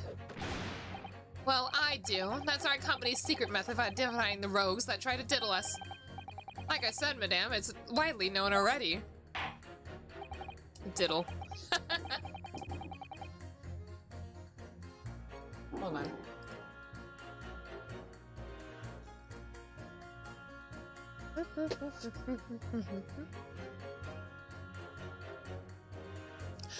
Very well, juror number 3 will amend your statement accordingly. Yes, my lord, although I'm not really sure what the point of all this is.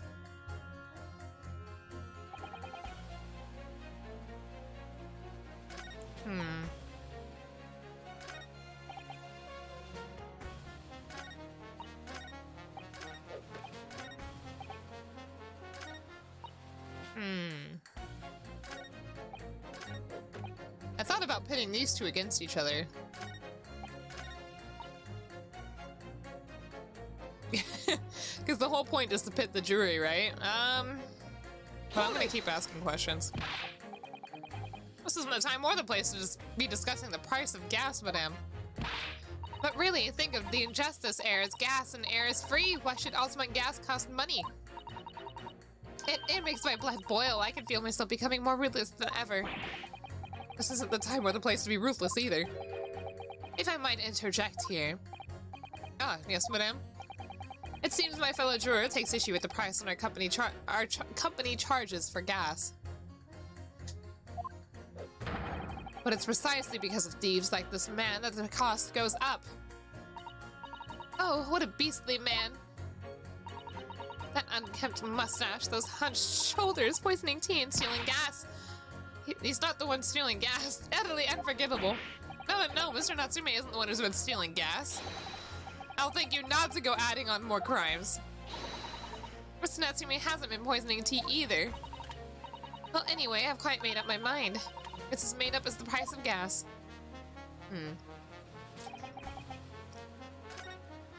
I'm gonna try.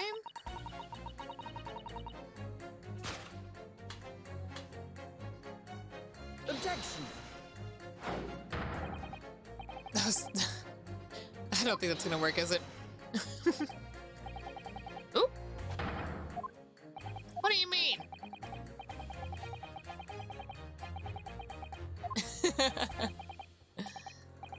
No!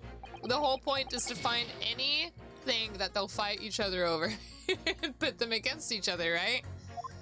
He'd said pettifoggery. Okay. Thought I did. That is inconsistency, right? One. Okay, so she doesn't change. He's already changed his. You know what? I'll ask him again. Hold it! I guess. When you say extinguish everything in the house, do you mean even on different floors? Oh yes, all floors are connected to the same pipe after all. That's true of every building. Because gas supply contracts are issued for whole properties.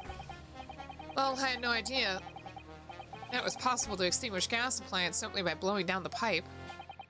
It's not something we like to publicize, to be honest.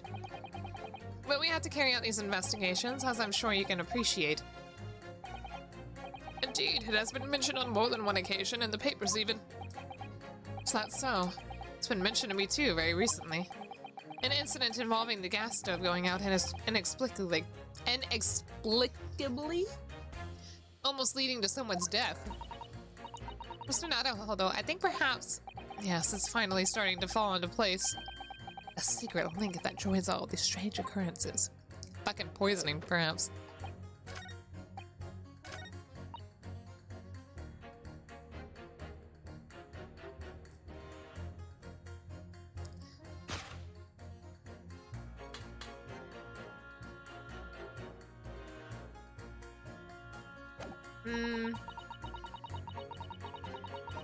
Hold it!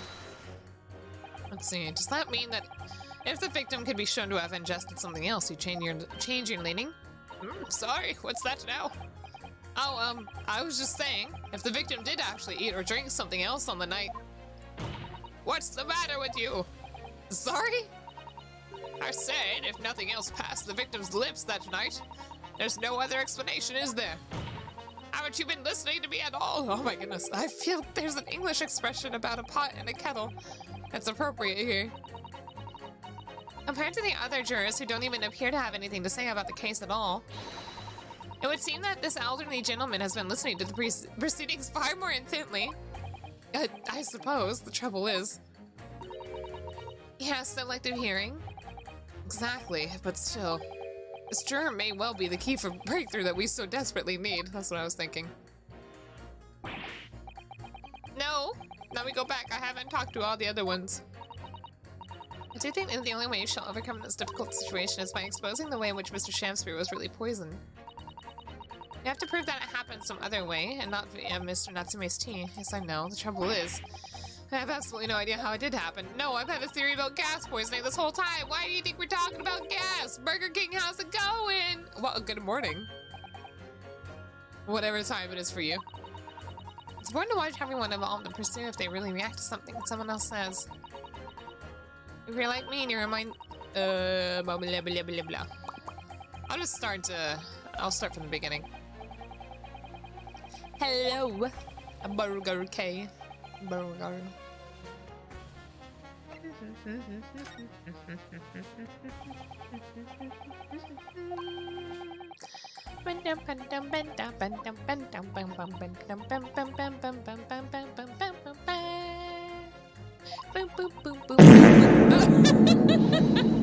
Holy fuck, hello? That scared me.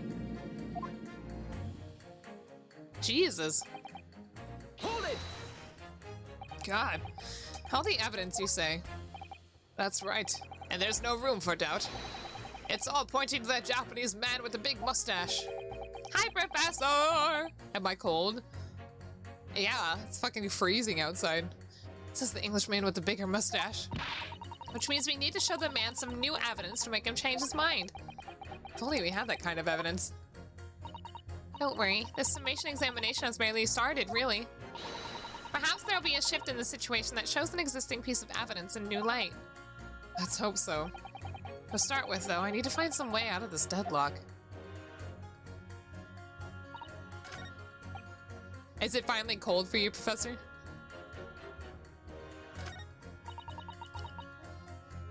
Did I talk to her already?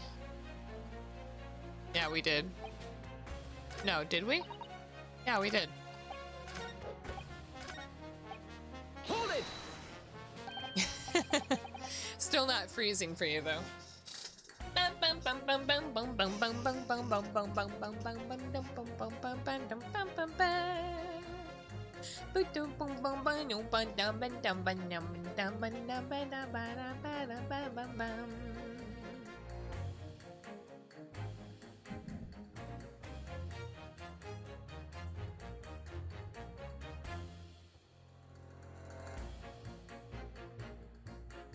Anyway. I don't like or do well in the cold. Welcome back, Blackfire.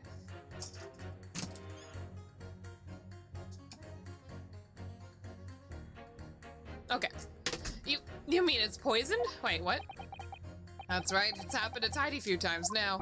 Your wife poisoned you? This is most troubling indeed.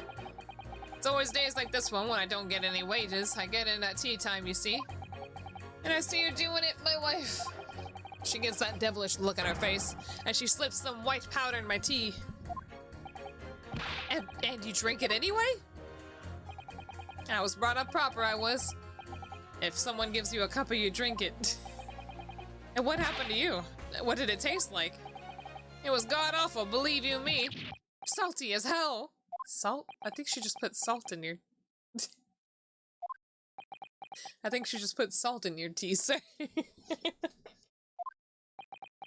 Just all of us just sitting here in silence.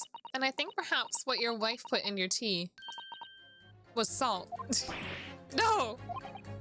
So, she doesn't even care enough to poison me properly, eh? Unbelievable.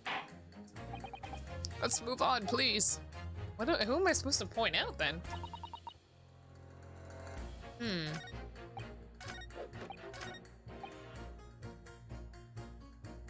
Did we already press on this more? We did, right? Yeah, yeah. And he did say...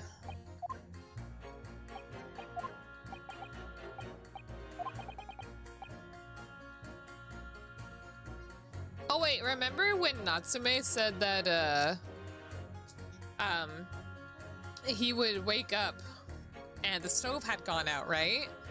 And that it smelled like gas? So that could be a thing. That could be related. Hold on.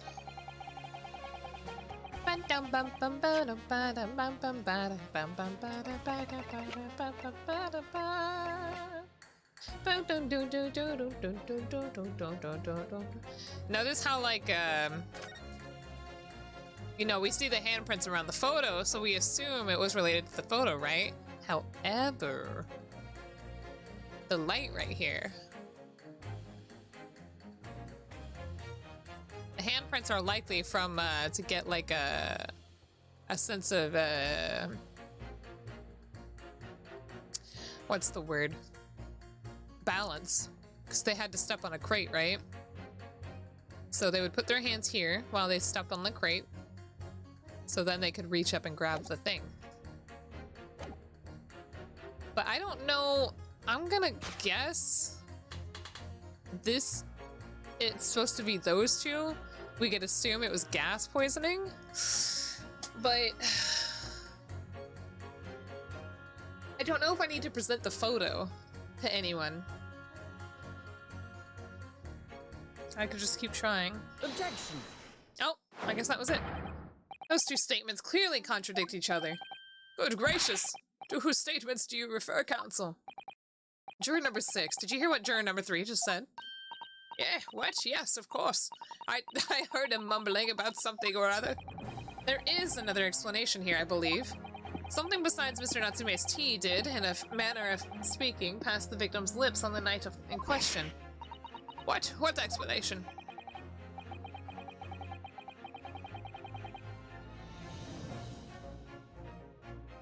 So it could have been that Shamspear himself was blowing into it, but perhaps he did it wrong and he accidentally inhaled instead, which would have caused the poisoning? I'm not sure though. I'm a little confused in the scenario. I wonder, did the police check the mouth of the gas pipe by feeding the wall light at the scene? To see if there were any traces of poison there. I was curious to see what your floundering would result in this time. But to the mouth of a gas pipe, Scotland Yard have enough to do without exploring such irrelevance. Oh. What a piece of work is a man. What are you trying to say, Mr. Shamspear? What speakest thou, prithee? Is it not strange and strange? That is what I say to thee, sir.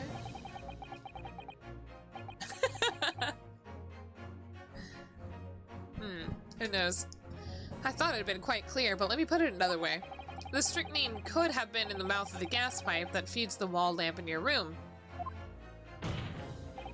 And that is how the poison came to enter your body. Good lord! They asked for evidence, I've got the photo. Are they tasty then, gas pipes? Is that what he's saying? Or is the gentleman suggesting that the poor man was so desperately hungry he tried to fill his belly with gas? Perhaps no actress would perform a kiss scene with him. For shame, madame, speaking thy fancy. I assure you, I'm not such a buffoon that I have to kiss pipes. Objection! This is no summation examination. This is a farce. The prosecution will not stand for any more of my learned Nipponese friends of conjecture. Then take a seat. Go find a chair. Go sit down.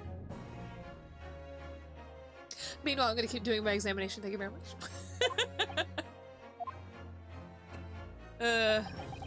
To begin with, the lamp in the victim's room is high on the wall. In order to have placed his lips to the pipe that feeds it, he would have had to be a contortionist. These are empty assertions. He just threw one. There's no possible proof that the man did it, I'm saying. It's true, I have no proof that Mr. Shamspeare put his lips to the pipe. However, I can say with some certainty that on multiple occasions, Mr. Shamspeare has been doing something in front of the lamp on his wall. And I have evidence to prove it. Alright, you've got our attention, lad. I'd like to see how you can be so sure of yourself. So would I. Let's see this evidence then. Now, what have I got now that I've got the jury's ear? I need to make this opportunity count. Okay, I've got the photo. This is the proof that time and time again, Mr. Shamspeare stood in front of his gas lamp. Take that! What the? These are... Wait, what are they called? Yes, skin prints that were found at the scene. Skin prints, Counsel. I've never heard of such things. The Justice Ministry, is currently assessing whether or not to permit fingerprints as evidence in the court, however. My lord, this is an exciting new forensic technique developed by the great detective Mr. Herlock Sholmes. It reveals all the places that Mr. Shamspeare touched in his room. I've never seen anything like it. I mean, that's black magic, isn't it? Well, if anyone could invent something like this, it's that great Sholmes fellow, that's for sure. I agree. This month's edition of Engineering Thumbs was quite fascinating. We found skin prints in many places that you would expect, on the table, on the costumes. However, Mr. Shamspeare also appears to have been touching some very unexpected places in his room. For example, here. Around the hanging painting there, indeed. Multiple handprints appear to be visible. Well, I wonder. Could he have been appreciating the artwork, perhaps?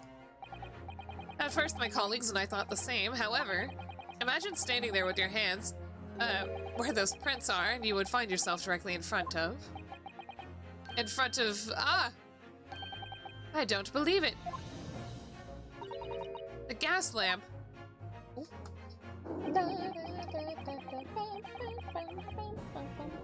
What the fuck is Haru showing me? Oh, he sent me something 2 hours ago.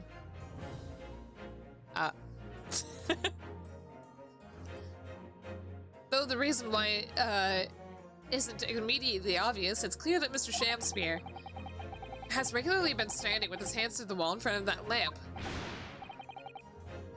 What's the point in that? He's rich. Probably. I'm kind of confused at the motive here. Right, what have you been up to, you nut?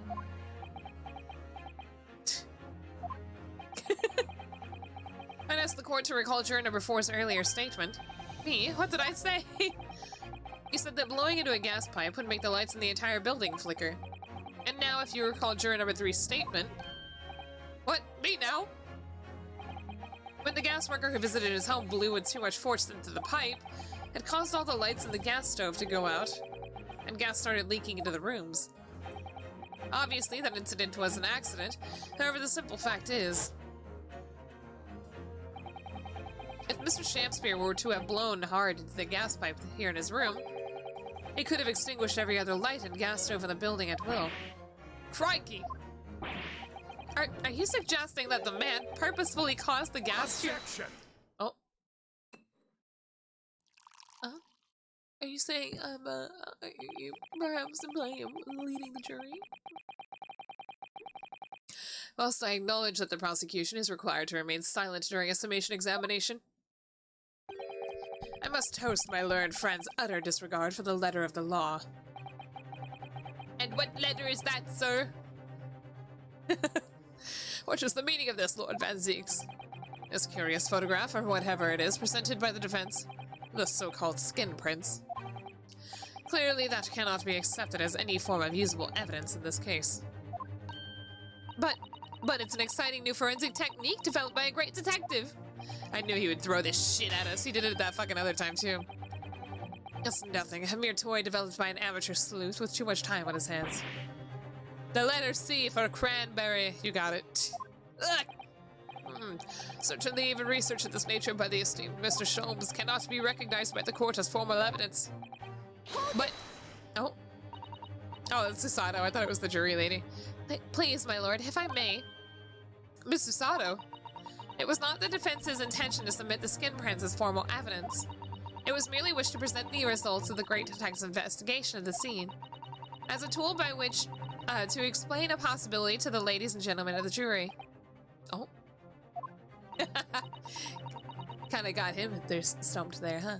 And if the trial were to continue and now, we should never learn the truth behind these mysterious handprints that everyone has now seen. I don't believe we can allow that to happen, and I'm sure the jurors would agree.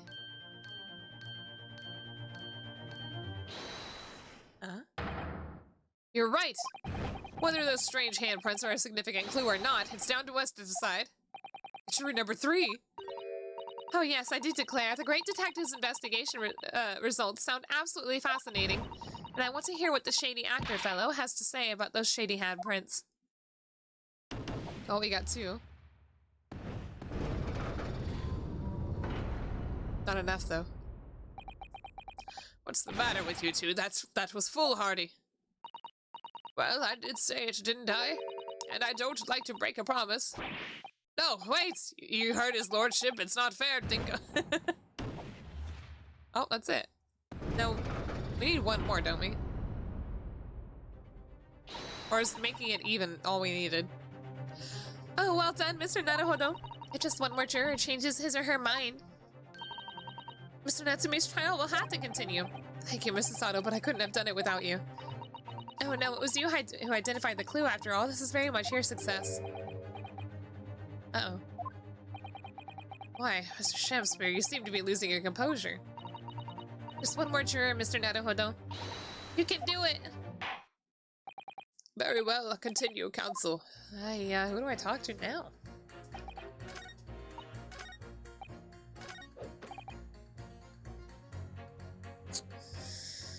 Let's see.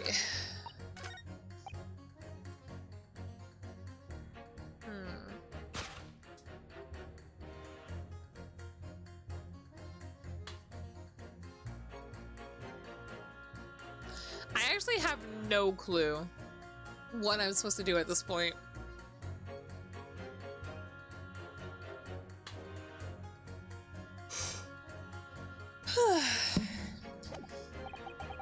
Am I even supposed to, like... Hold it! Pit any bug? All the evidence, you say? That's right, there's no room for doubt.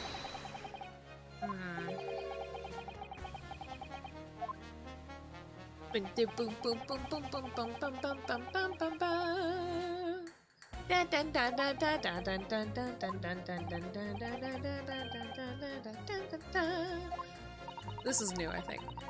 It's an exciting new forensic investigation technique developed by the great detective himself. The numerous handprints on the wall are clearly out of the ordinary. And if Mr. Shakespeare has indeed put his mouth to the gas pipe on the night in question, it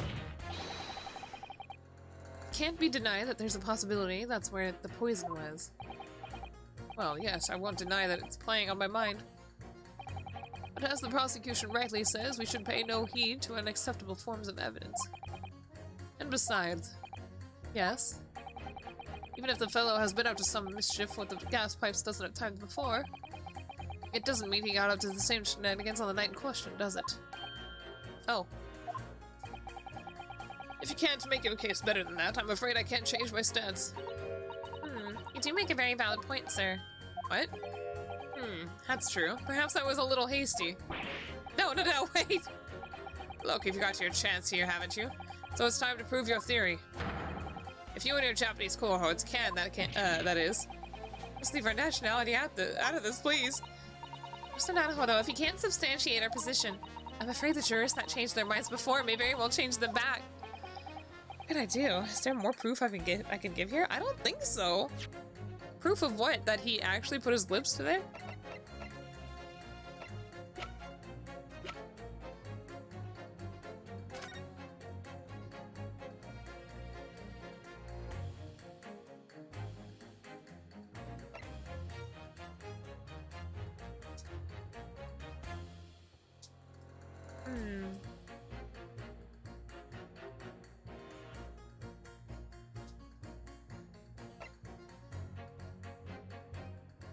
Hi, Bella. Come here.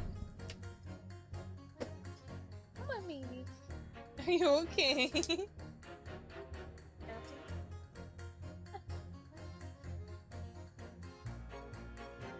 Come on, Bella. I'm so tired suddenly. Good girl. I love you.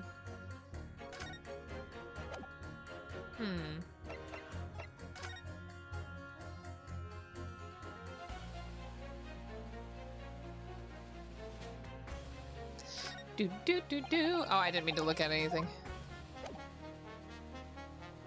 Oh, you're so cute. You're so cute. Are you alright?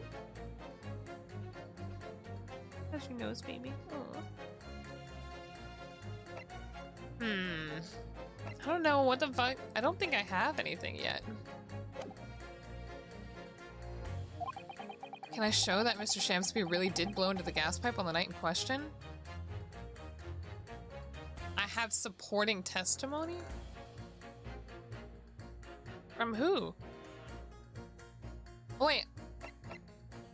I do though, right? From, Soseki, right? Soseki himself. He said, his, gas went out.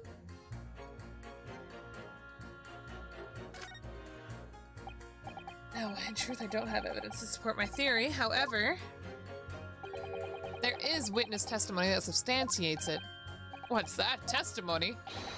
This is incredible. Whose testimony? Yes, it's all connected. Everything is linked. A person whose testimony revealed details about the gas in the Garrett residence that night, namely...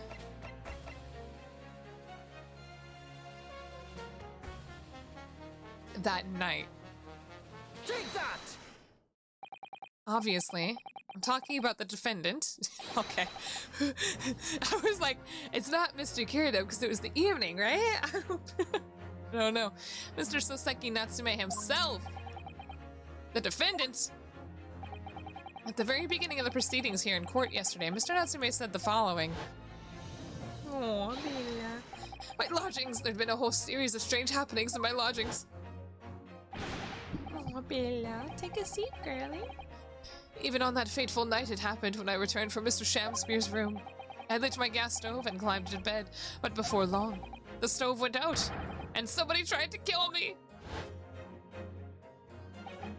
On the night in question, the gas was in the defendant's room. The gas in the defendant's room went out. So I asked the court, was that a mere coincidence or not? Good golly! So that Shamspeare fellow blew air to the gas pipe to make the the man's stove go out on purpose? Now hold your horses there. What would he do that for? To poison him. Mr. Foreman. What is it, man? We cannot allow judgment to be passed while this doubt remains.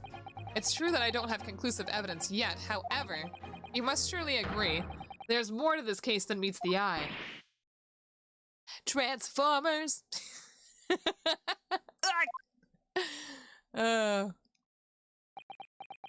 Anyway, sorry. Fair enough. Like I said on the outset, I'm a man of logic first and foremost. Bam.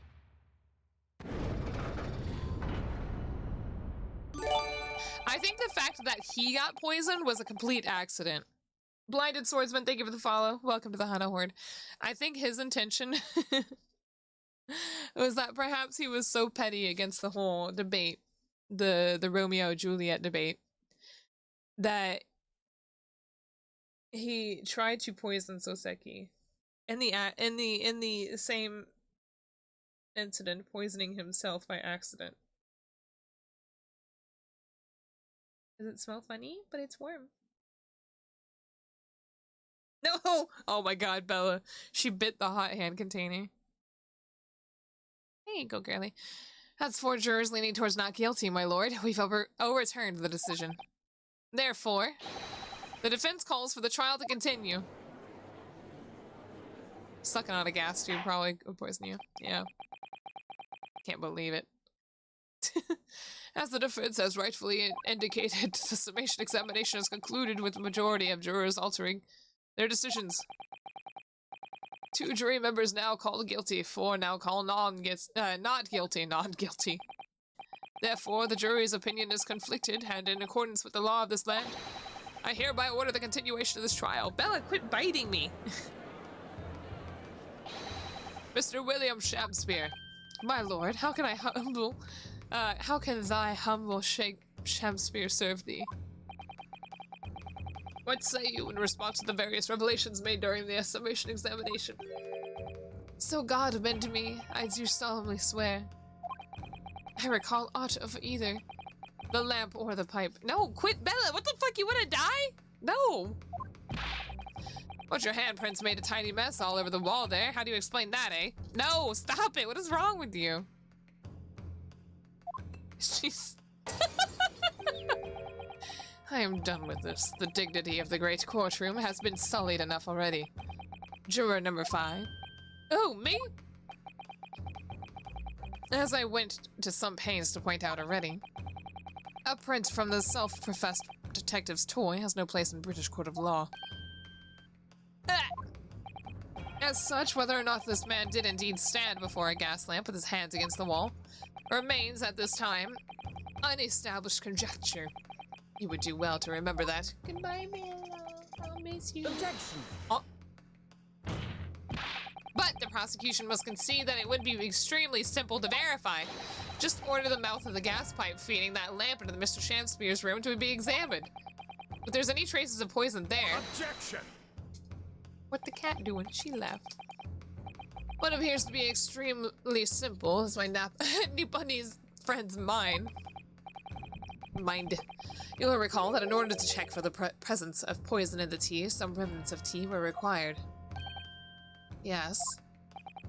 Therefore, it shouldn't be beyond your wit to imagine, even if poison were to have been spread on the pipe, it would have completely evaporated by now, making any analysis impossible. I didn't think of that. In any case, counsel, I fail to see what could possibly have motivated the man to do as you described. Why on earth would this fellow have wanted to blow air to the gas pipe work where he lived? There's only one possibility that I can think of, and that is to use the leaking gas to commit murder. Oh. Order, counsel. Precisely whose life do you propose this man was plotting to end? The answer couldn't be simpler now that we've unraveled the mystery this far. Mr. Shakespeare wanted to end the life of... What if I'm wrong?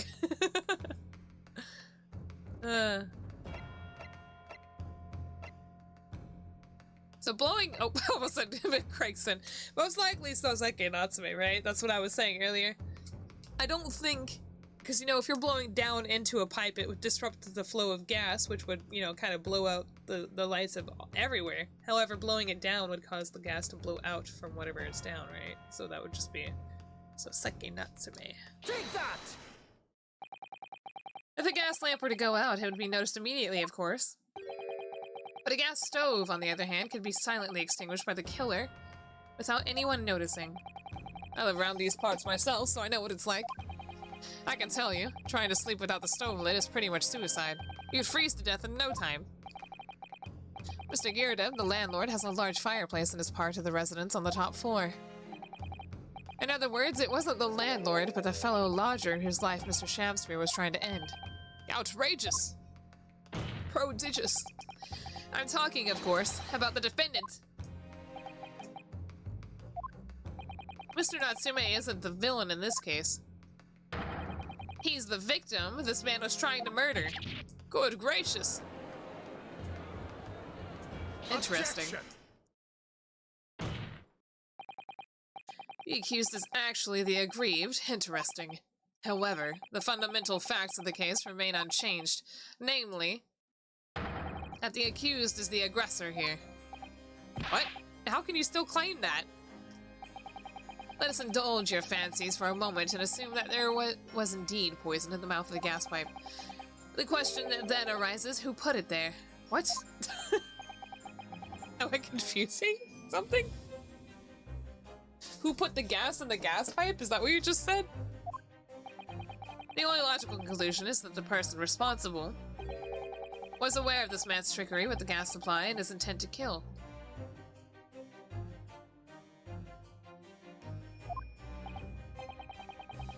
What?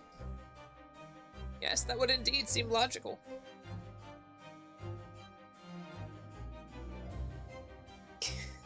I'm so confused here. So now we're saying that he was still poisoned intentionally. Not through, hold on. Sorry, my leg hurts.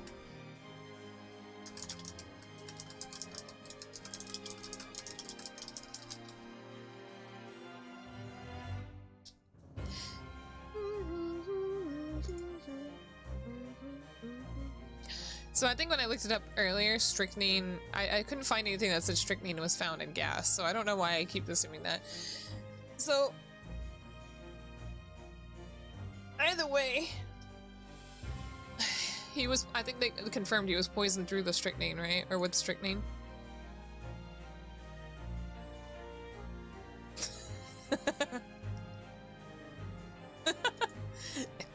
Excuse me, I almost choked.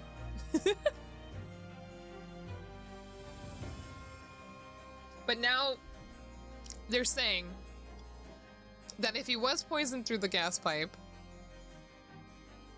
some bug poisoned him intentionally. But I highly doubt it was Natsume in that case. There's no way he would have known about that. I don't think so. There's no way he would have had an opportunity to put poison there. However, the gas people would have. I still think the bee lady is responsible somehow. She did say, didn't she say that gas thieves deserved like the death penalty or some shit like that? They deserve to die? So, she could have taken the matters into her own hands if she knew he was trying to do something like that. Right? Well, obviously, I don't want you to say anything. I'm just speaking out loud. So good luck. Speaking out loud, of course. You know, like how normal speaking works. Yes, that would indeed seem logical. If the assailant were unaware, how would he or she have known to lace the end of the gas pipe with poison? So now we must ask, how could anyone have known of Mr. Shapespeare's murderous designs? Ah, you mean to suggest? Naturally, the sole possible answer to that question couldn't be more obvious. Only the man whose life was being threatened could possibly have known. I don't think he knew his life was a threat, though. What? In other words, the person who put the poison with the gas pipe is what was a clear retaliatory attack. Van Zeeks, I feel like this is some shit I would come up with. That doesn't make sense. In what scenario would Natsume have had an opportunity to do that without him noticing? Can only have been the accused, Mr. Soseki Natsume. But, no, turn it around on him. You know, pull a Van Zeeks on Van Zeeks. Naruhodo, come on. Whatever Mr. William Shakespeare may or may not have contrived to do, he was nevertheless the victim of a potentially lethal poison attack. And the only person who could have possibly perpetrated the attack is the accused, Mr. Natsume.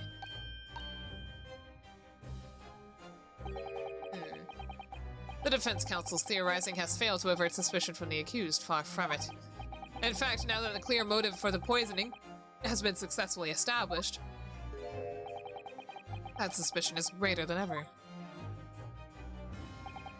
Would you not agree, my Nipponese friend?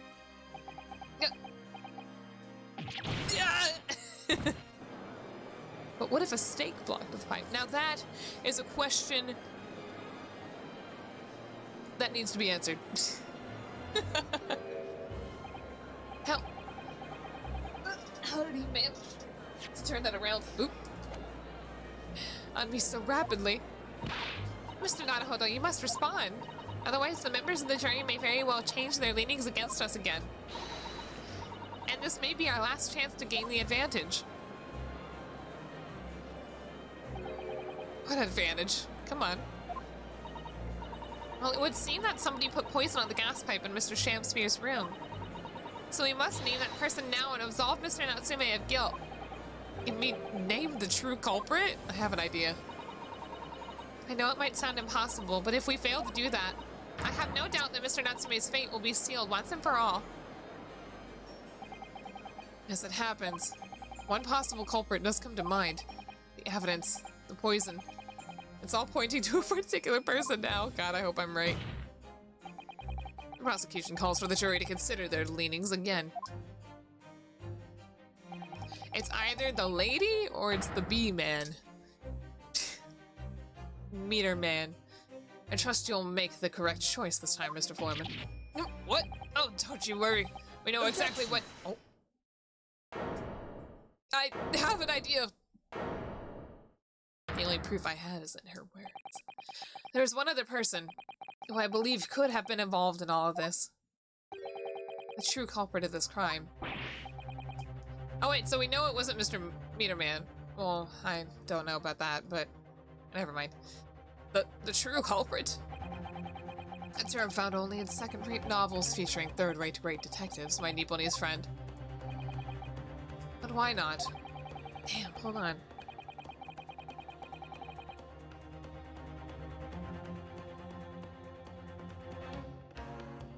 It could have actually been him. He was spying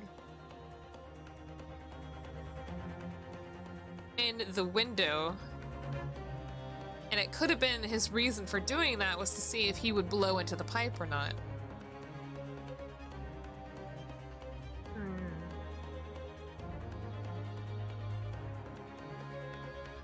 And he seems to share the same ideals with the woman, but at the same time... I'm conflicted. I mean, I have about 4 guesses, so...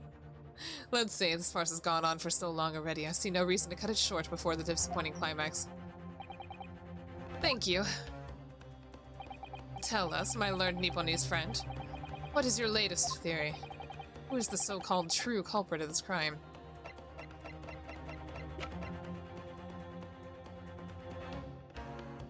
He's angry about his salary being cut.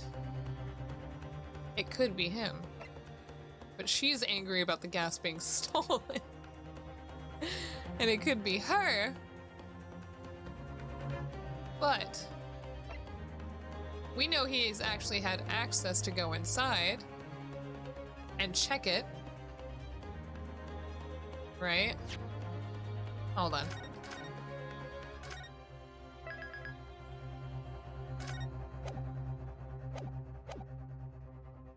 I don't think it was both of them together. Take that! I don't think that was it. You claim this person is the true culprit. The fact that they didn't point him out. Highly suspicious, I would say. Yeah, I didn't think so. I was trying my next option. Xehanort, how are you doing? Jesus! It was Jesus who poisoned the pipes. Alright, let's try it. One more. If it's not either of those two, I'm gonna be very confused. Alright, hold on. I've got another idea. It was this guy who died 3 months ago. Oh, he died a month ago.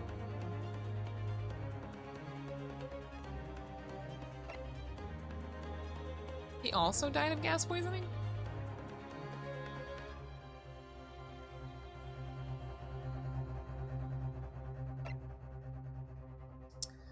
I'm confused. I don't think it's either of them now. Guess not. Hold on. Let me think some more. Yeah! No, hold on.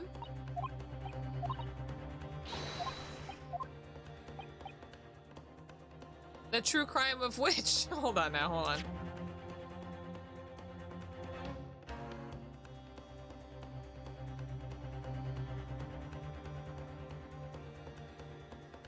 The true culprit.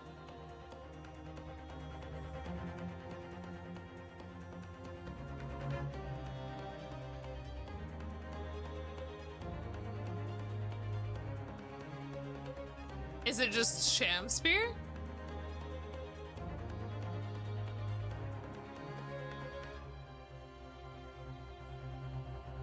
Poisoning himself?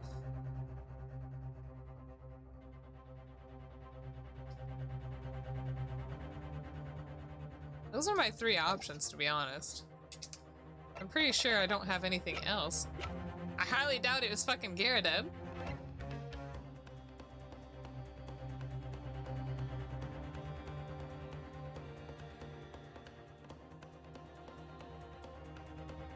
Yeah, don't say anything. I've got I've got two more options. Alright, let's see. So it wasn't the bees.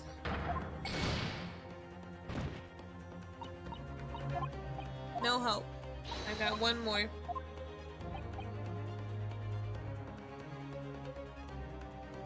Let me try again.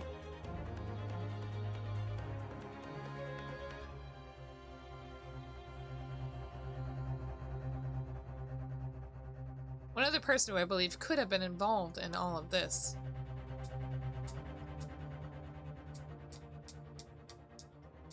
The true culprit.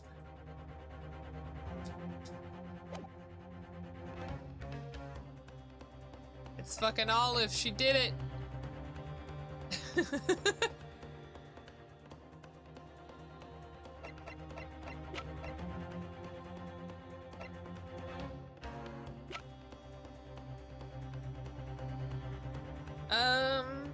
What?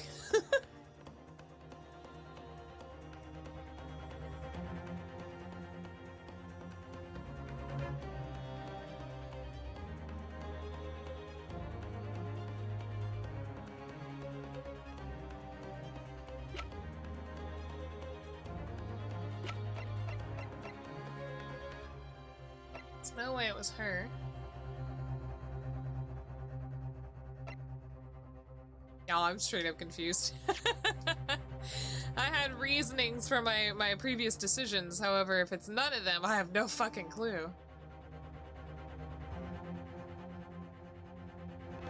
My brain juices have been used up already.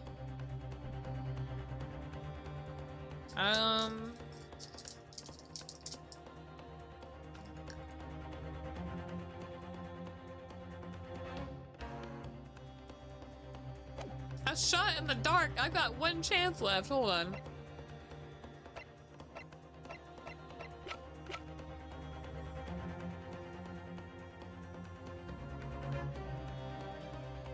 Take that! My shot in the dark was to kill Mr. Ghirardelli. Yeah, I did. Alright, hold on. I didn't want to get that bad ending. I was too scared to see it.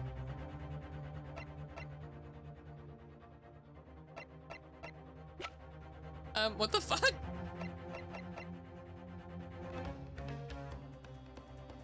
Take that! Wait, what? What? Huh? How? What? That doesn't make sense. What?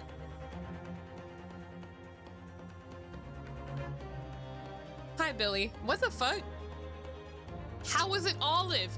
She was fucking comatose for 3 days.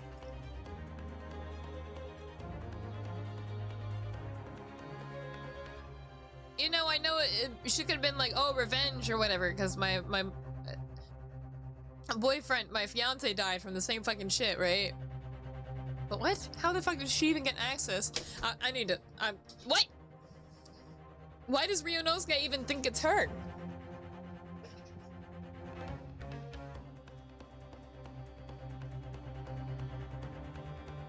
We know, okay, I guess we know she was in the area 3 days prior to this whole scenario.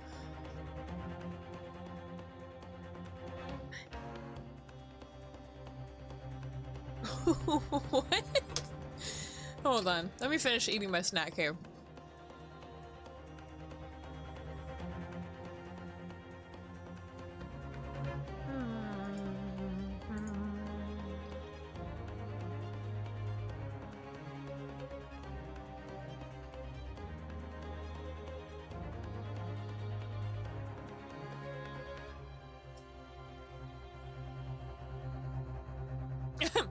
It's gonna take me a moment to eat this.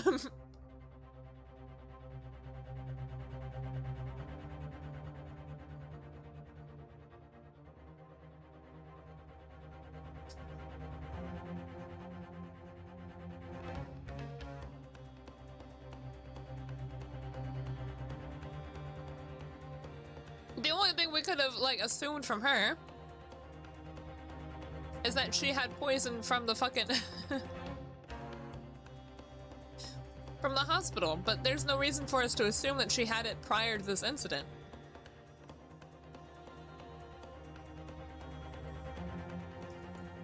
Or that she even had access to that before she was fucking stabbed. Hold on.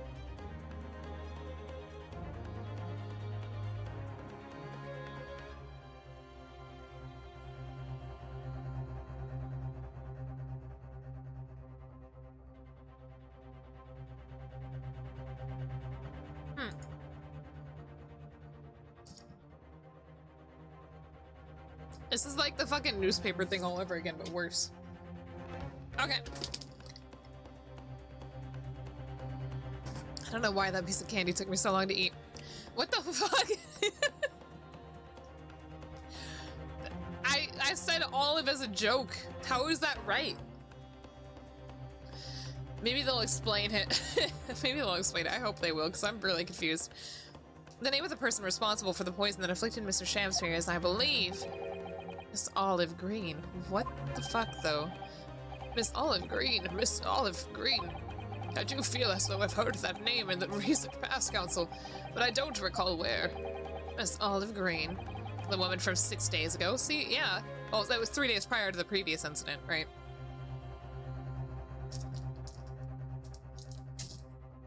So 6 days ago now. The victim in the recent case of stabbing on Briar Road. An incident for which Miss Natsume was arrested, I hasten to add. I mean, we have the fucking note, but we don't know the contents or the information or anything that she could have talked about. Wait a minute.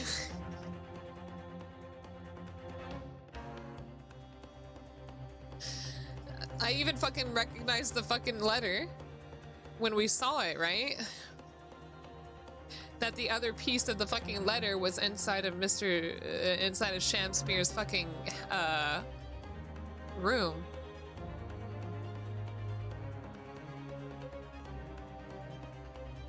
But how did she do it without him noticing?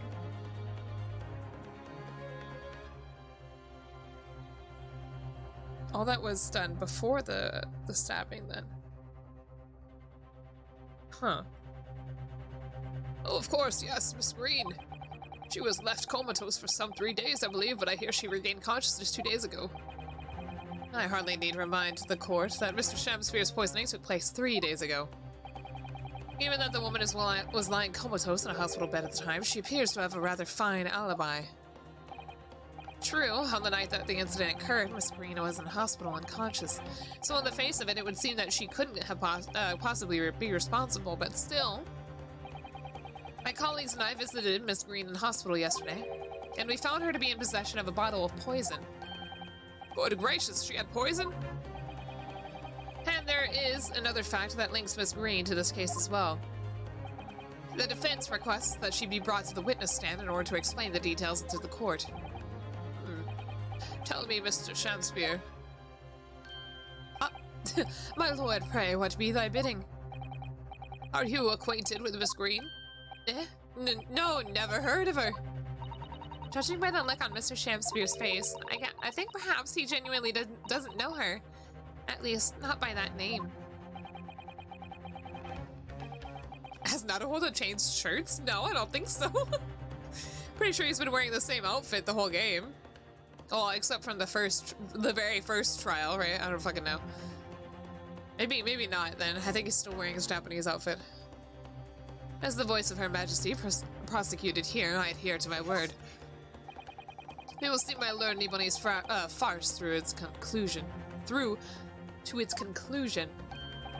I appreciate that. The prosecution requests a short recess, my lord, in order to subpoena the witness and bring her here. Subpoena these nuts! Yes, Miss Olive Green. Wait, what did he say? Is that what he said? I don't fucking know. What he said anyway. Indeed, my lord. 1 hour should be sufficient. Very well, I grant the request. Excellent, I hope. The defense has made a most extraordinary accusation, I must say. But at the present time, I feel the prosecution's argument remains largely uncontested. Accordingly, I'm afraid the defendant and his culpability remain the sole subject of the court's attention. Thank you, counsels. We reconvene in 1 hour. Court is adjourned. Bruh. Well, and a coinkydink, we are at our 3-hour mark, so I'm gonna go ahead and stop here. I was like, I'm gonna keep going, but then they did the to be continued, so this is a good place to stop anyway. That was... I think that was pretty good. I mean, that very last one was just literally fucking random guessing. Let's go raid. Anyway, thank you all so much for coming. I almost raided fucking this guy that, or this bug that fucking Hasher's with, but we raided Hasher yesterday, so, how about we go raid Kieran? Maybe? It was hard since you were thinking of the bee lady. I mean, she makes sense, doesn't she? I mean, like, she said fucking gas thieves need to die. So I was like, oh, she's got it out for this guy, right? But, I'm really confused because the thumbnail... the thumbnail for this, this stream that Hasher is in shows a hand. I think it's actually just a joke. I think it might be a cover-up. But it shows a hand of 5 max C's. It doesn't make sense, does it? But anyway, let's go raid Kieran, who's playing Inscription. Shall we? I think it's like a sort of card game based deck building card game. Alright. Anyway, thanks again so much for coming. She recently knew the stealing was true. No, they had an idea that perhaps the gas thievery was happening, but they didn't have evidence. That's what it was. So they were certainly suspecting him for a while. But anyway, thanks again so much for coming. Tomorrow we will play some Horizon, Band Wilderness. I forgot what it's fucking called. Wild Wild West. What is the fucking Horizon game called again?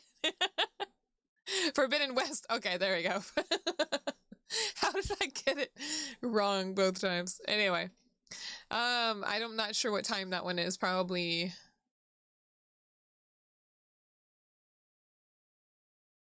Oh, I forgot to even adjust my schedule since they changed it. I don't know what time it will be. It might be noon again. It might be 11 a.m. I don't know how it's going to be. We'll find out. I'll update it accordingly. It says 1 p.m. right now. I don't think it's going to be 1 p.m. We'll find out. Because tomorrow's Friday, right? I think they changed that shift to 3 to 9. So, I'll find out. All right, let's go say hi to Kieran. And, you just got here. I'm sorry, Pokey-senpai. My streams usually only last 3 hours, but I'm going to send you all to Kieran, who's playing Inscription, and hopefully I will see you all tomorrow. Bye-bye.